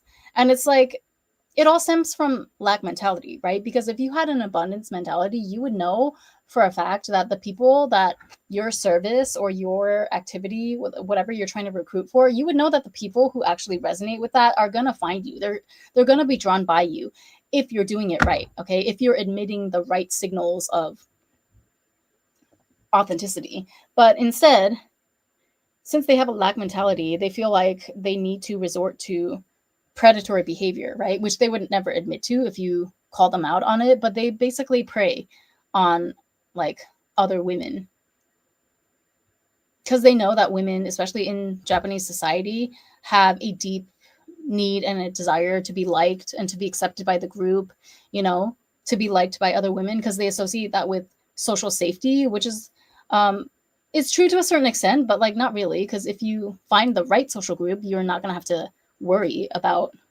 your safety, right? If you find the right people who are not manipulative and who don't have to resort to low vibrational predatory tactics to try to get you to join their activities or whatever, then you won't have to be in fight or flight mode like that. But anyway, I'm so ready for this pageant to be over, you guys. Like, I'm so over it. Because look at this. 567 points versus 143 points. This is the differential between first place and second place as of now. I mean, you tell me, what do you think that's going to, how do you think that's going to pan out?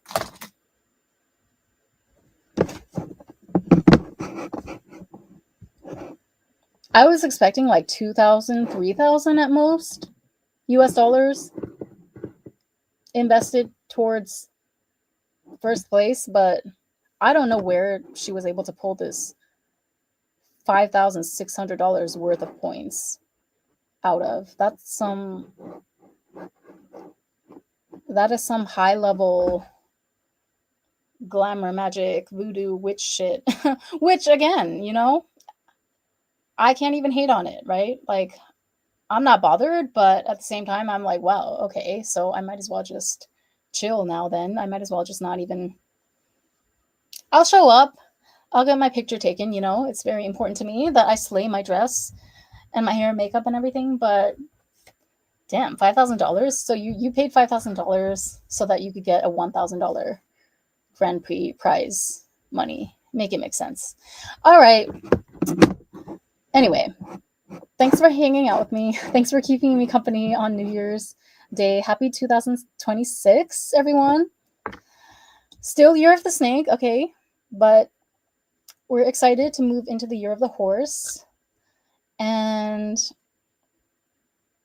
yeah, I'm ready to put this behind me. Like, I'm not gonna, you know, I still like the organization overall. I like the way that they provide a space, they provide a circumstance, an arena for us to wear qipao, hanfu, you know, traditional Asian wear. I think that's amazing. There's no other organization that really does it on this scale in Tokyo. So it's a great outlet for those of us who are interested in that kind of thing. I still like that cultural aspect of it. And as far as like the senior members, you know, the senseis and whatnot, I like them. I find my relationships with them to be very fruitful. It's more of like a formal detached relationship, right? Like sensei and student, but so far like I haven't experienced the predatory tactics that some of the other older women in this group have tried on me from any of the senseis. So I have no beef with the senseis whatsoever. I feel like I did gain something from meeting them and interacting with them. So it's not to say that I would not participate in any more pageants or events that this group throws in the future, because I think they said that they're definitely not doing the big one next year, like around the end of the year, around the holidays, which is kind of a bummer, but I think they're still open to or planning on throwing the smaller ones. I mean, I think they have to, or else they would literally disappear off the face of the earth. Then that would be shooting themselves in the foot in terms of killing off a large part of their PR strategy, right? Like these events are important to help keep the awareness of their organization and all of their activities afloat.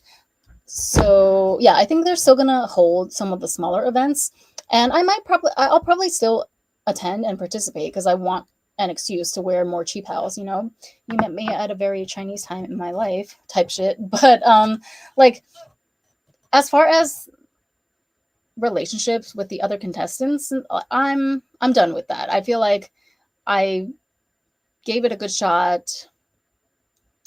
I learned a lot of intel.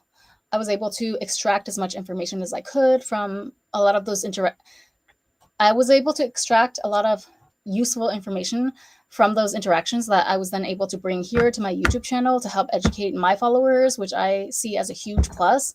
But overall, like, even though I'm very mentally strong and I don't let stuff like this get to me, I do feel like it has been pretty stressful and draining to a certain extent for these past few months. And I'm ready to like wash myself of that part of the pageant experience. Because at the end of the day, I realized that there's really nothing that I'm getting in return from the other contestants that's remotely contributing anything positive or significant to my life. The only people that actually contributed to my life were the senseis, because they had actual skills and knowledge to pass down to me, like how to walk properly on a runway, how to speak Chinese, how to draft a good speech. Those are all like concrete things that I feel like I gained from the sensei. So I don't mind that I exchanged money for that. But as far as these other treacherous, crazy, quacky,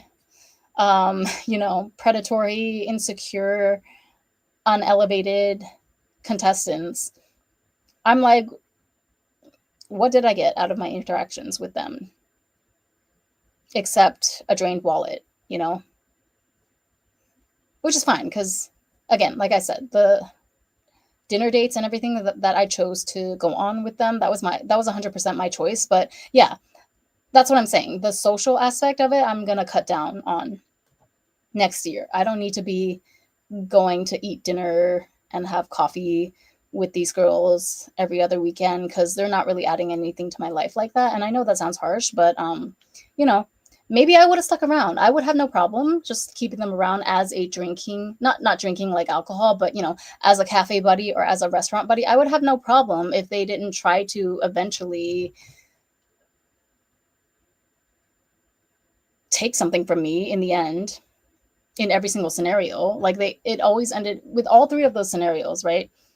Two of them being more overt than Red, obviously, but Red is the most insidious case. But even she eventually, like, she's shown her ass on many occasions to where she's made it obvious that, like, she expects something from me or she wants me to put up my money for some other endeavors that she's doing in her life. And it's like, no, that's not what I signed up for, though. Like, that would benefit you, but how would that benefit me? Because you're not really bringing anything to my life other than this petty gossip about the contest, which is going to be over in a few days anyway. So yeah, I mean, it was useful somewhat a couple of weeks ago leading up to this contest, right? But now that we're basically in the home stretch, you're not really bringing any net positive to the table at this point. In fact, she was like really getting on my nerves with the last batch of DMs that she sent me.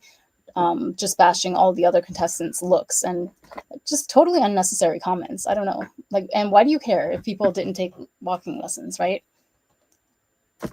It's so ironic.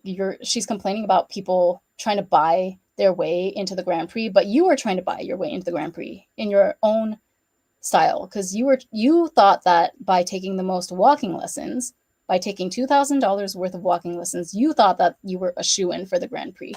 So you are the same as the people that are just trying to throw money at the prize.